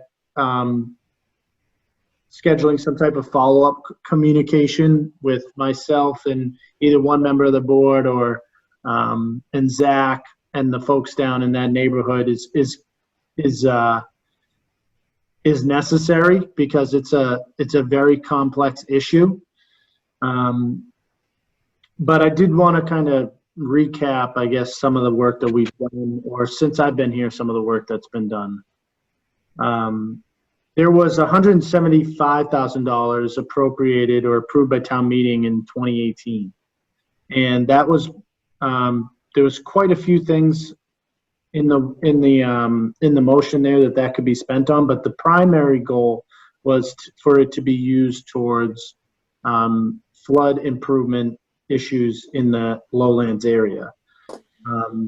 We initially started spending that money on looking at the current kind of a rudimentary survey of the current heights and direction of the existing stormwater pipes and catch basins, and also to explore the issue with the 18-inch outfall pipe from Castle Road that goes through the first property on the right side of Castle Road there out to Doggy Beach or Black Rock Beach.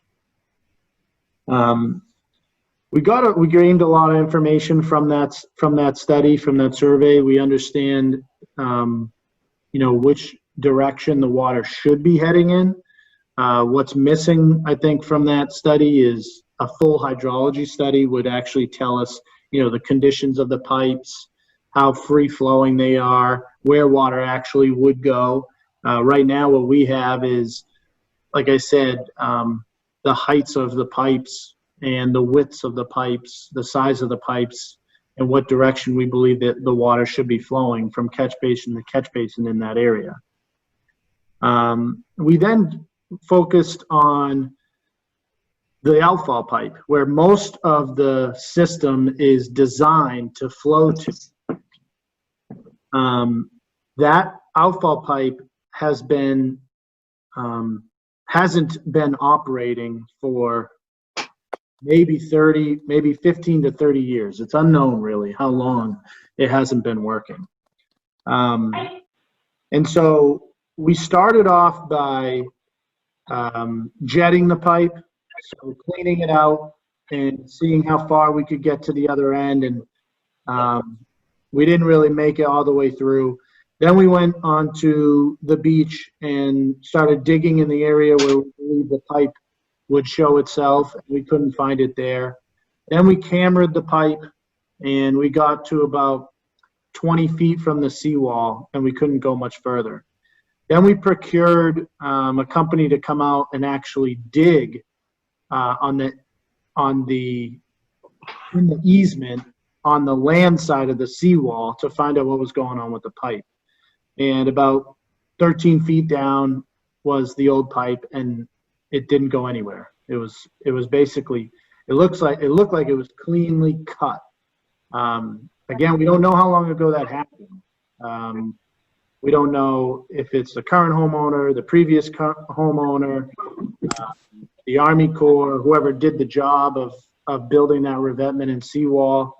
But what we did know was that at that moment, that 18-inch pipe, which needed some repairs of itself, didn't reach the beam and wasn't working. And to the permitting and the engineering would take a long time, and the permit take a lot of money and a lot of time, to the point where at that moment we had to close the hole and rethink how we were going to approach the situation.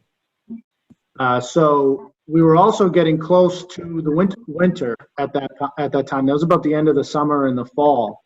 I remember it being extremely windy and cold when we were opening that hole. And we didn't want to waste any time, or we weren't sure which way we were going to go, so we wanted to, at a minimum, purchase portable pumps so that if we found ourselves in a flood-like situation that winter, we'd be prepared for it. So we ordered 2 portable diesel pumps with 8-inch hose, and we used some of the money from the 175 for that, and we got some FEMA reimbursement as well for some of that as well. So that total, that brings us to a balance of $22,900. So almost $23,000 is left in that $175,000 after doing the preliminary study on the existing storm drains, doing the exploration of that outfall pipe, and then purchase of those pumps. We still have that money right there. We're standing now. So we looked into we've looked into that situation even further, and we have submitted a conceptual plan for a hazard mitigation grant that would help create a new outfall. Based on engineers' guidance or recommendation, the 18-inch pipe that we have there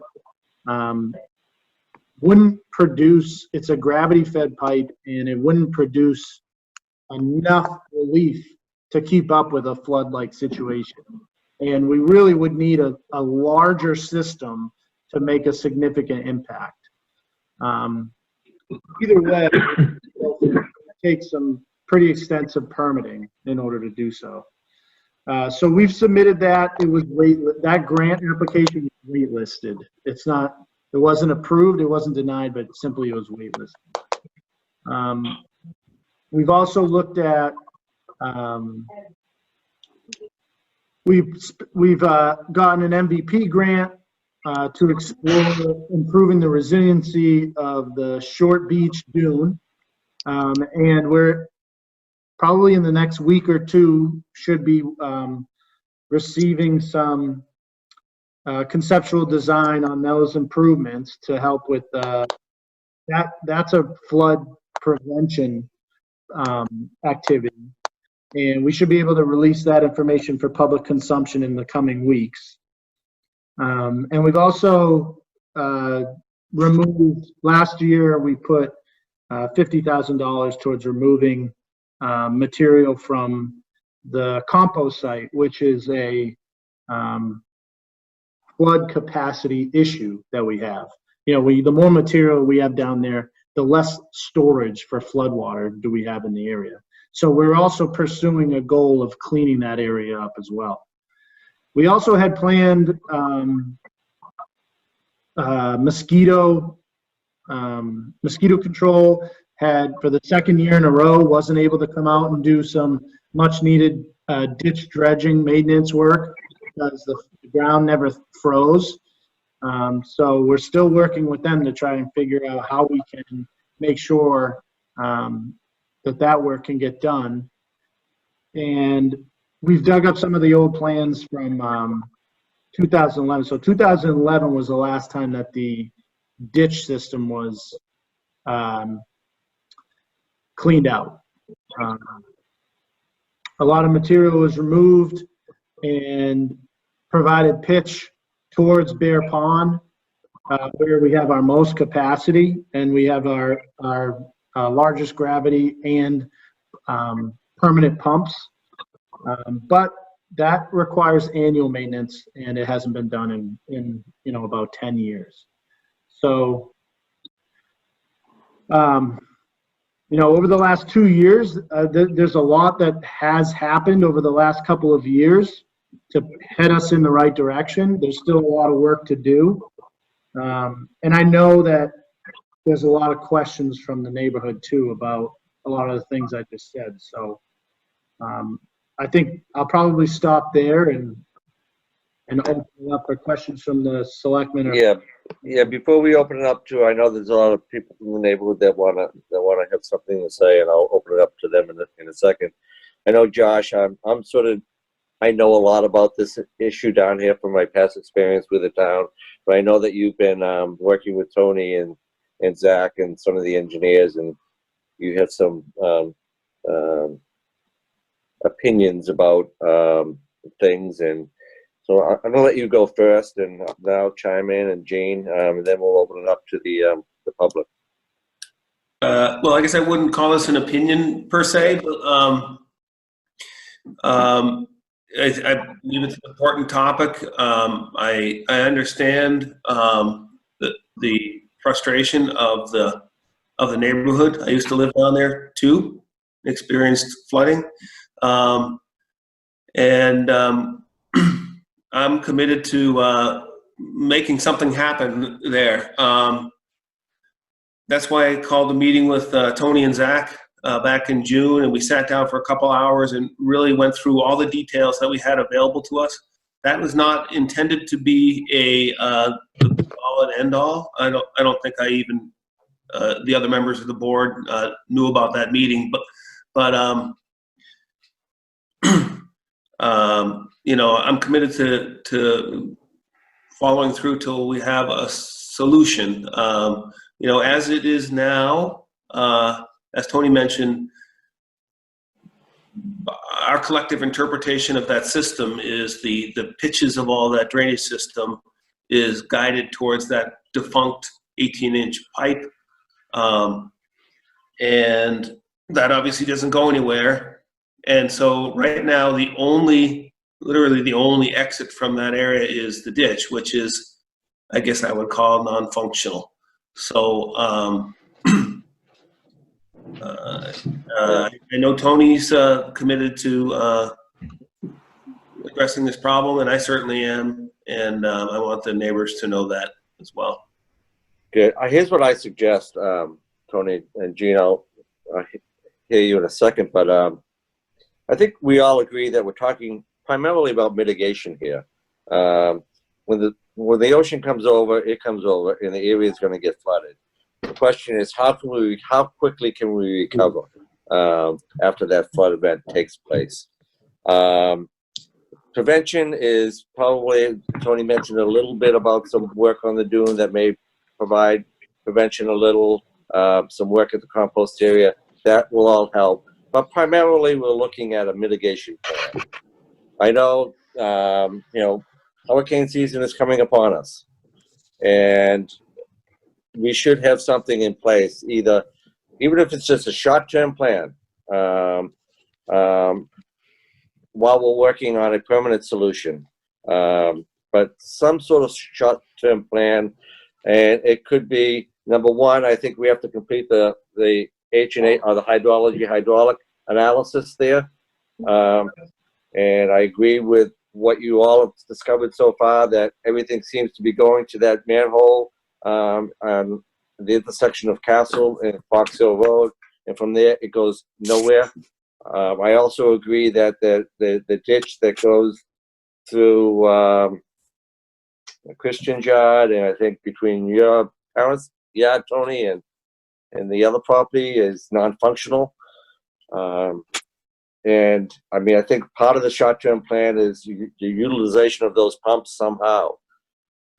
But I think we need to get a study. We need to figure out what the short-term plan is. What are we going to do this fall when hurricane season comes to mitigate the issues while we're working on a longer, long-term solution? And hopefully we can put that in place. Now, I do also agree with you that the neighborhood deserves to be more involved in this.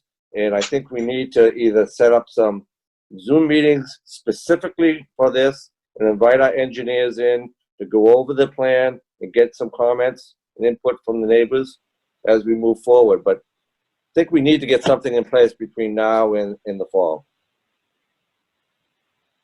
Gene, I don't know if you have any comments. You used to live down there. Yeah, yes, I did. And I've had the opportunity over the last couple of weeks to get down there and walk it. And I was talking with Tony today about it, and I'm just listening to what you're talking about here. And I can honestly say in discussions with everyone so far, Zach included, you guys are all over this. This is not being closed out. It's not being discussed in any other manner other than urgency. And I think that that's great. I don't really need to reinvent the wheel, but what I saw and what you guys are saying is clearly in line. Tony, want to open it up at all? Yeah. One comment I just wanted to make, Mark, before we move off, before we open it up. I don't want to overlook the portable pumps. You mentioned that it's really a mitigation issue, that the ocean's going to come, and what we're really aiming for is how fast can we empty it out. Those pumps are 4,500 GPM each, so 9,000 GPM combined. That works out to over 1 million gallons in 2 hours. So they are high capacity pumps, and will be. Oh, it will drain that area quickly. Yeah. Very quick. I don't want to overlook the significance of having those pumps available. Zach has his guys checked out on those. They know how to operate them. They've tested them out, and I think I agree 100%. They're much more efficient than the pumps you have down in Bear Pond, which are probably half the capacity that those two pumps have. The question will be, if you're going to use those pumps, you're going to have to be able to have a suction venue. You have to be able to, where you're going to put your suction hose and where you're going to put the discharge hose. And you don't want to be running around figuring that out during the storm event. That should be in place. I don't know the condition of that manhole, whether or not you could, whether everything is draining into it. We got to make sure that all of the hydrology and the hydraulics are going to that manhole. If we need to clean it out right away, we should be doing that, so that in the fall, if we start using that manhole to discharge out of, we're able to do that. Eventually, I mean, one of the issues that people were talking about putting, and I don't want to get into the weeds on this at all, but submersible pumps in there like we have at Lowlands. One of the issues you're going to have with that is, for each of those pumps, those submersible 8-inch or 10-inch pumps that you put in there, you need to put a vault in the ground, and the vault is like 10 by 10. So you would take up pretty much all of Castle Road putting those vaults in there, and you've got a lot of gas infrastructure, water, sewer, everything else in there. So that's going to have to be looked at. But I think we all agree that we need to figure out a plan on how we mobilize those pumps for this fall. well, just again, I guess we don't want to engineer it here, but that's essentially the intent of the stone line stump alongside Ward Road there. That's the low point, and that's where the pipe that from Christian Howard's backyard heads over to. So that is the, let's say, the planned suction point. Okay. Okay. There's two actually. That one that Josh mentioned, and I think that's kind of like your secondary suction point. The first is actually the manhole right on Castle Road at that 18-inch outfall pipe.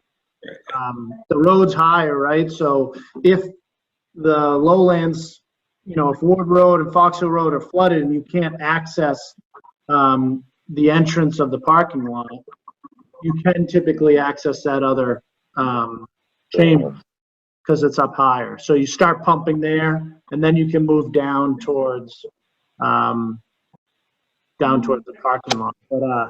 But yeah, it's that area as well has already seen some improvement to help with access. Crazy thought. What if you had some sort of a man-made compensatory storage area where the water would drain into, and then you could pump from that? I think maybe something along the lines of the vaults. Yeah, we thought about some type of like capacity, like some type of holding pond of some sort, like in the area Right. parking lot, but it's all protected area. It's all lowland, protected. The permitting of something like that is extensive. It's not impossible, but it's extensive. So, but we did think of something in a similar nature of that, Gene. Okay. Do you want to? For those in the neighborhood that saw the minutes from our meeting, Tony and Zach, there's a lot that's not reflected in there. A lot of the what we'd call dead ends. And I didn't write all that stuff down. But I think the community meeting might be the best place to discuss some of these details. I know Christine's looking to address you three. Can we open it to Christine? Yeah. All right, Christine, the mic is yours. Right. Thank you so much for putting us on the agenda and for addressing this issue. I do appreciate your urgency in dealing with this.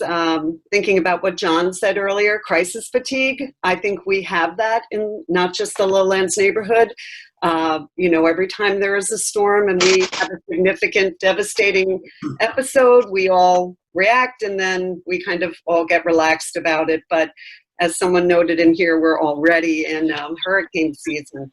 I do want to point out a few things. I like the idea of having a short-term plan to deal with this immediately. And since everything pitches to Castle Road, I think by the time water gets to Ward Road, we are in over our heads. So we need to have a way to pump out sooner. The pumps need to be in place before a storm hits, and we need to start pumping as soon as it hits out to Lynn Harbor from Castle Road. By the time it hits Ward Road, the entire Lowlands is underwater. And I do want to point out that this is not a neighborhood issue. This is a town-wide issue. When Nahant is cut off because Castle Road and Nahant Road closed due to flooding, there is no emergency assistance, there's no medical assistance. And when the critical infrastructure, the electric substation or the sewer flood, and we're knocked out of business, there will be no pumping. There may be no toilet flushing for all of Nahant. So this is not just a neighborhood issue. This is a town-wide issue, and I really would love to see the town get behind it and support the article. I did hear earlier, I love basketball and I love recreation. I work with children, and I'm so proud that we're going to do something for the basketball court. But what came up with that was drainage, and you're looking to find $100,000 to find drainage for a basketball court, which certainly is important, but we're looking at a town-wide safety, public safety issue and a neighborhood health issue that also deserves that kind of attention to find the funding to correct this problem, which, you've said tonight, it's non-functional. The ditches are non-functional. The drainage system is non-functional. It hasn't been maintained. since 2011. And we've had our most recent devastating flooding in 2018. So we had a great 2 years where we were, 1 year, I guess, 2 years where we were flood free. And I'm hoping we will continue in that path. But I appreciate your urgency. I appreciate your support. I would love to have a meeting with all of you, with the engineers. I worked with the MVP to get things going on the beach to help prevent flooding. I think it's important to get that compost area emptied out. We have $50,000 fiscal year 2020, 21 as well, I would think, to start emptying that, because that was a high point for us during the 2018 flooding. It was an island and we were all flooded. So anything we can do, and Zach and Tony did an outstanding job last year clearing that space. So we really appreciated not only us, but the neighbors on Spring Road who also flood when it goes around the compost area. So thank you. I'm available. Hit me up. We'll meet. Well, thank you, Christine. Well said. I agree completely with everything you said. It is a town-wide issue, and we should address it as a town-wide issue. Unfortunately, people in the neighborhood are getting impacted most severely, but it is a town-wide issue, and hopefully we can improve the problem. So, Thank you, Mark. I appreciate that. And, Thank you, Josh, Tony, Jean. Appreciate it. I'll just say that where we are today is a lot due to your hard work, Christine, and the other folks in that neighborhood. Christine, does volunteer her time on the MVP committee and donates a lot of her time to it, which looks at these issues all over town. And, the only reason we have these pumps right now is because of the $175,000 that I know you pushed for in 2018 as well. You deserve more credit than a lot of us do for the work that you're doing over there. And we'll continue the conversation and hope to have something in place before winter, at least a short-term plan. Thank you. Thank you. any other comments? Okay. One more item, Tony. Yes, status report on vacant boards and committees. So I know that I know there's a lot of folks out there that are, have been voicing their desire to participate on committees and vacant seats and things of that nature. There's, when I was first interviewing for the position and going through the process of becoming town administrator, one thing that was really highlighted during that process was questions about how I would improve the process and improve the transparency of opportunity to volunteer in the community. And quite frankly, it's fallen through the cracks over the last couple of years, revamping that process and kind of getting a handle on where vacant seats lie and, where existing committee members, what terms they're on, what year of their term they are on, do they need to be reappointed? Things like that has been, it's taken time, but I did want to, I understand that, I know you, the Board of Selectmen, have been contacted by a number of people about reaching out and saying they're willing, that they want to volunteer and get involved, and we do have all of those names listed. The goal has been to, first of all, understand exactly where vacant seats lie. Then, announce a collective, some type of announcement that would show all open seats. And whenever there is an open seat after that point, how we're going to advertise that, and then how people can apply for it. And we talked about having a committee fair where all committee chair people would be here in the town hall, and people interested in volunteering could come and communicate with them about what the mission is of their respective committees and what the demand is as far as how often do they meet. Obviously is delayed due to other, COVID type reasons. And we also talked about creating a tab on the website that says get involved, where people could fill out a questionnaire about, what types of committees or interests they have and availability they have. And then when a seat does open on those committees, we could reach out to them and say, a seat's been open, are you still interested? And then really having kind of like an application process. There's a balance of not, you don't want to make it too much of a burden. It is a volunteer position, and you want to take advantage of people's willingness to donate their time as soon as they voice that willingness. But like I said, some of the concerns that were kind of brought to my attention early on were that it wasn't really vastly publicized to the community when seats were available. So some people that may want to get involved didn't know that seats were available and then missed the opportunity to take advantage of those. And then throughout this process, there's been a couple scenarios where it was extremely important for certain seats to get appointed so that quorums could be met and, activities of those committees continue. We are, we're still in the process of doing all that. I actually have a pretty lengthy email drafted, not complete quite yet, to all committee chairs, explaining where we are in that process and explaining to them new steps as far as how to have committee meetings during COVID, because we've experienced a lot of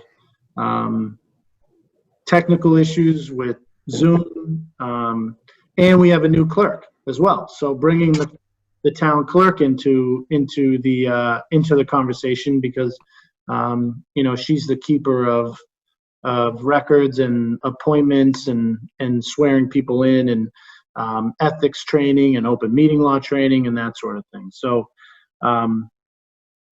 it's an ongoing process. We're very eager to get people appointed and hope to make significant progress on that soon.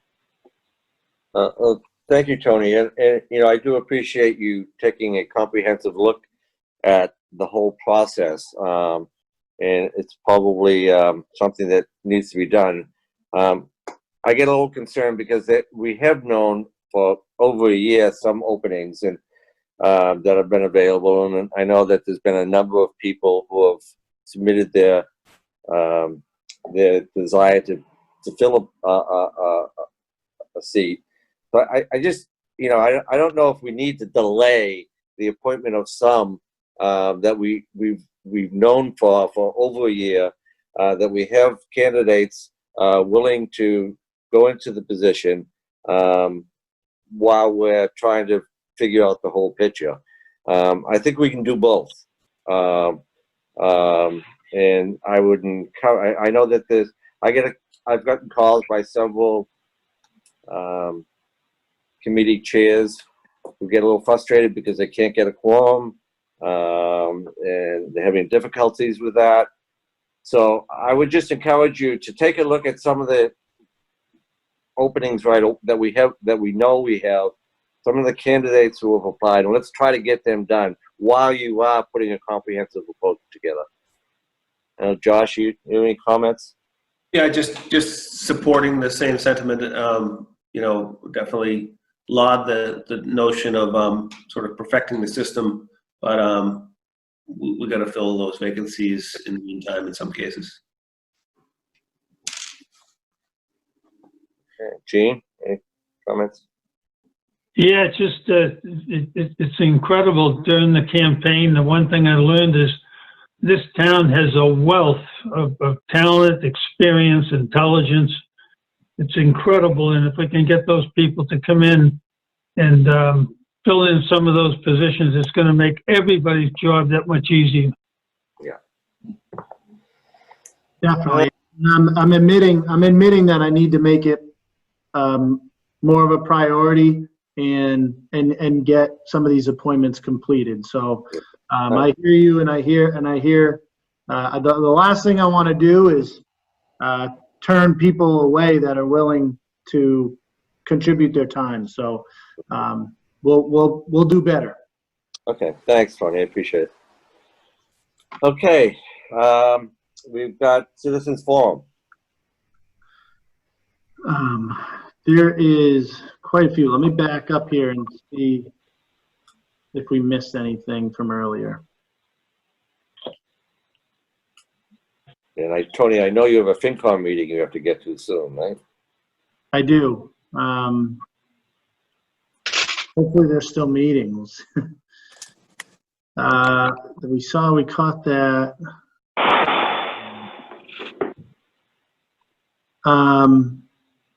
Kay Alice, earlier on you had asked any word on more handicap accessibility at beaches. Are you still on the line?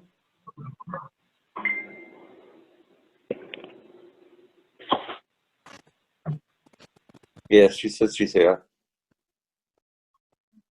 Okay, do you want to, oh, and looks like it looks like you're asking more. So then just now you wrote any movement on handicap accessible beaches and parking. Thought a grant was given in the spring. I can't get my dad, a lifelong Nahant, down to any beach. I also have a loved one who is disabled and wears braces. Also has a hard time getting down. Tudor, a favorite. The ramp railing at the end is damaged. Any new ramps and railings planned? So we have, that's part of the MVP. The MVP grant is what you're referring to. And like I said, in the next, I'm meeting with the Applied Coastal, the engineers, in the next 2 weeks to see their conceptual plan, which then will be broadcasted to the public for public forum and response. Part of it is only talking about Short Beach at the moment. It doesn't include Tudor. And part of it is improving ADA accessibility near the life-saving station.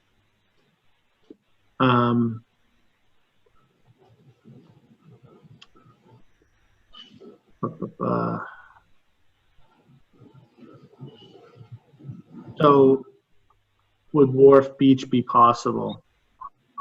Wharf Beach and Tudor. So those are other areas that we need to look at. But they're not, I just want to be clear, it's not included in the MVP grant. But it is something that we should be taking a look at.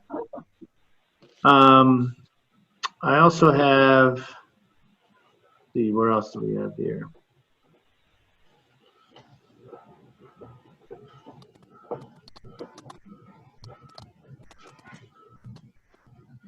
Michelle Capano, can you provide an update on when the annual town meeting will be held? So I think we're going to have this on the agenda at the next Board of Selectmen meeting. We need a time, date, and location to have that vote.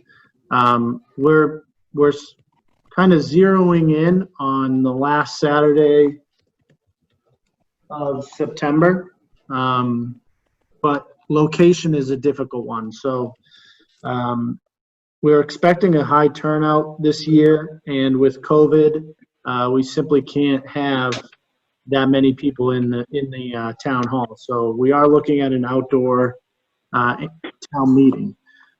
So with an outdoor town meeting, we have to take a look at, where can we hold the amount of people that we're expecting, and look at parking and weather and electricity. There's a ton of logistics involved in it. It's quite the undertaking. So we are in the process of putting those, of getting quotes. We're also, as I mentioned earlier, we're being very cautious about how much we're spending and the unknowns about our revenues from the state and locally because of COVID impacts. If there's a secondary wave, not only could it add another element of issues regarding the logistics of having that many people at a town meeting, but it could also have financial impacts. So we're trying to strike this balance of, how do we get everybody the opportunity to attend town meeting in a safe way without having to spend a ton of money in a financial uncertain time. So kind of a complex question and answer there for you, Michelle, but we're hoping to do it at the end of September, and we're hoping to have it on the agenda next Board of Selectmen meeting on the 5th.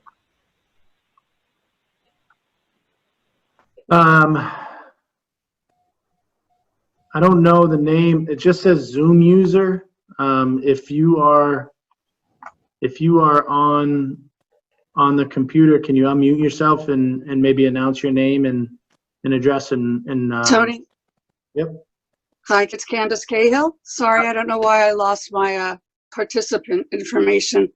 I do happen to know that there are 2 openings right now for boards, and I'm wondering why this opportunity, you can't make the announcement for those 2 to let people send their resumes to whomever they need to, and at least start communicating through the BOS meeting what the openings are, instead of waiting for a big formal process or a town fair or anything else. Yeah, well, I explained that, and we're going to work to improve on that process, and we're hoping to make some appointments in the coming weeks or days actually. But yeah, but certainly have an ongoing spreadsheet of information. Some committees are better at providing information about open seats than others, and especially during COVID, it's been somewhat tough to get information. But the planning board and assessor are elected, and those fall under the section 313 of the charter. And we talked about that at the beginning of the meeting. So we put that out to the public, that those seats are available, and people were advised to provide Hi, I'm looking for John Coulon. I got this. I have a question. Oh, you have a question for John Coulon?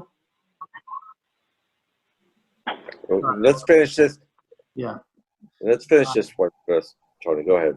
Yeah, so planning board and assessor positions, applications were received up until Monday, and it's on the agenda for the 5th, a joint meeting with the planning board and the board of assessors to vote to appoint those positions. And the ZBA? Those And are just so you know, Tony, I'm not interested in them, as you know. I just think that people should know they're available.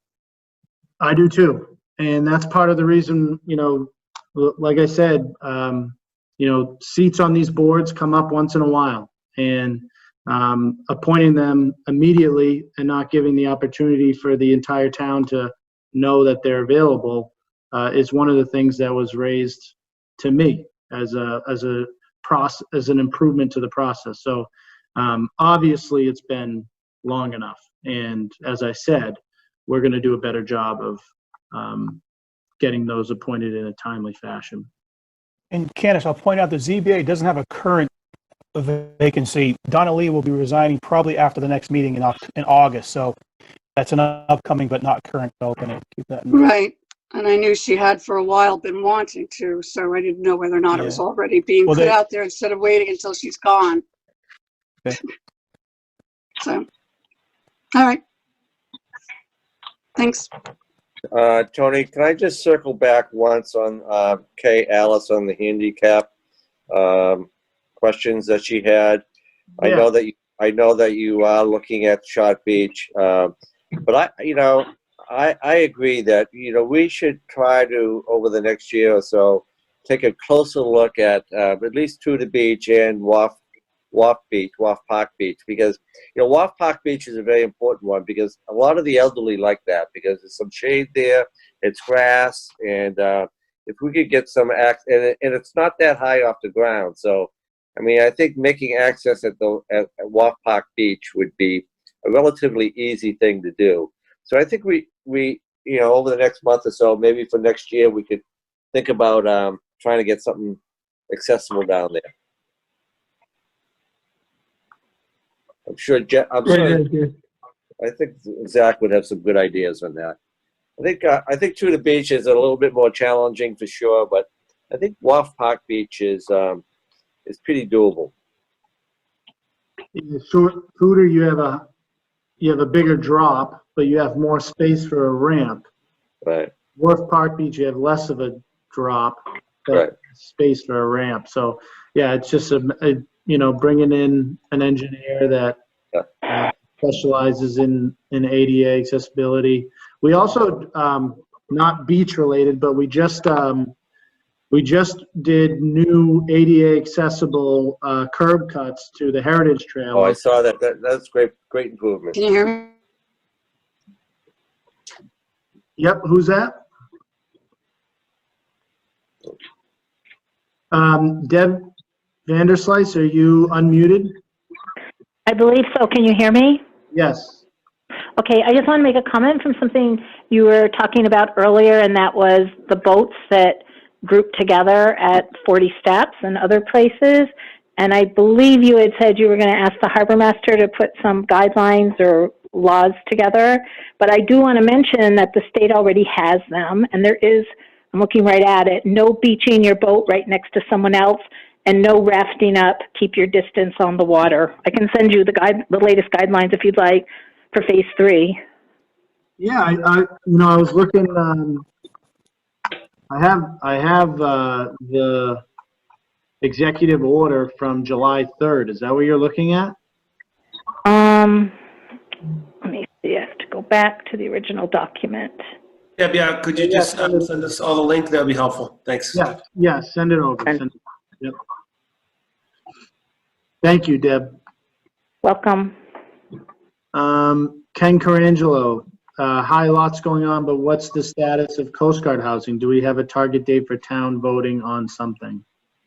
Ken, I'd have to, I'm sorry, but I got to relay your question to the Coast Guard Housing Committee. I'm not sure. The last update I got, they were doing some review on the parcels of land and ownership and transfer between the town and the Army. They're kind of doing some research on the history of those transactions, but I know that through COVID, the Registry of Deeds shut down, so it may have caused for some delay.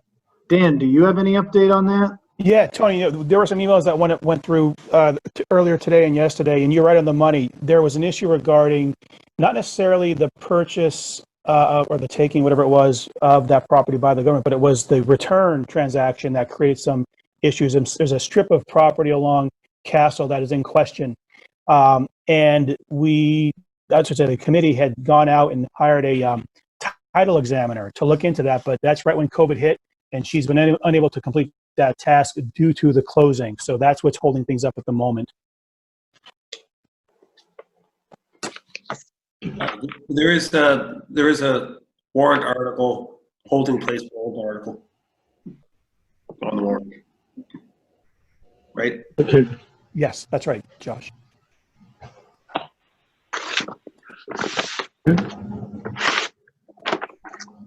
Michelle Capano is asking about the BOS statement number 2. Can hard copies be available at town hall and public library for residents who do not have access to the internet and have heard of this document and want to review it?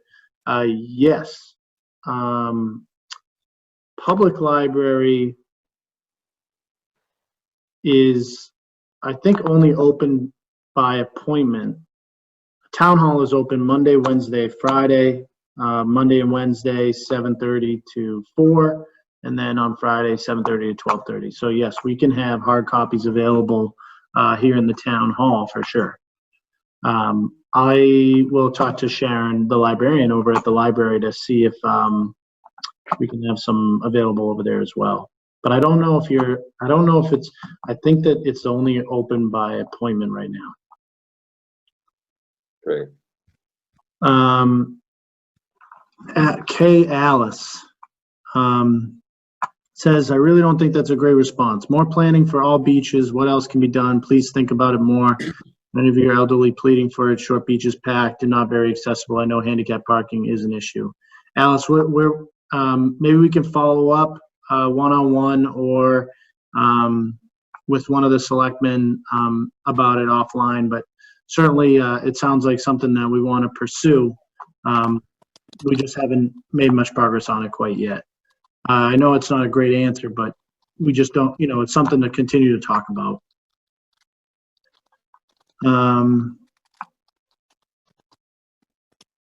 More from that, and then Michelle talks about openings on the FinCom. I actually think, Michelle, those are appointed by the moderator, and I believe that he's appointed. He's filled those seats. And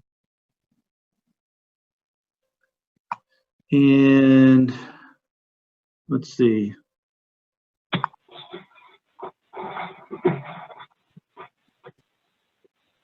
Joe Mellon, there is no Wharf Park Beach, Mark. It's Marjoram Park Beach. Thank you, Joe. Or Crystal Beach. Thank you, Joe. I think most people know it as either Marjoram Park Beach or Wharf Park Beach. But you're correct as usual, Joe. There's more in here about handicap parking and things of that nature. So we should follow up with Alice. If you could send me an email or send an email to Mark, I think the two of us will probably connect with you on that. And okay. Tony, we're talking about it. Do we have an ADA coordinator still in town, or do we look to fill that position? I don't think they're very active, but Yeah. I think he's appointed. I think there is someone in that seat or in that position. Okay. All right, I need to jump over to the FinCom meeting. Okay, if there's no more comments, I'll have a motion to adjourn. Move that the Board of Selectmen adjourn the meeting. Seconded. Motion's been made and seconded. All in favor, roll call vote, please. Josh Hanford, aye. Gene Canty, aye. Mark Cullen and I. Good night, everybody. Thank you. Thank you. Good night.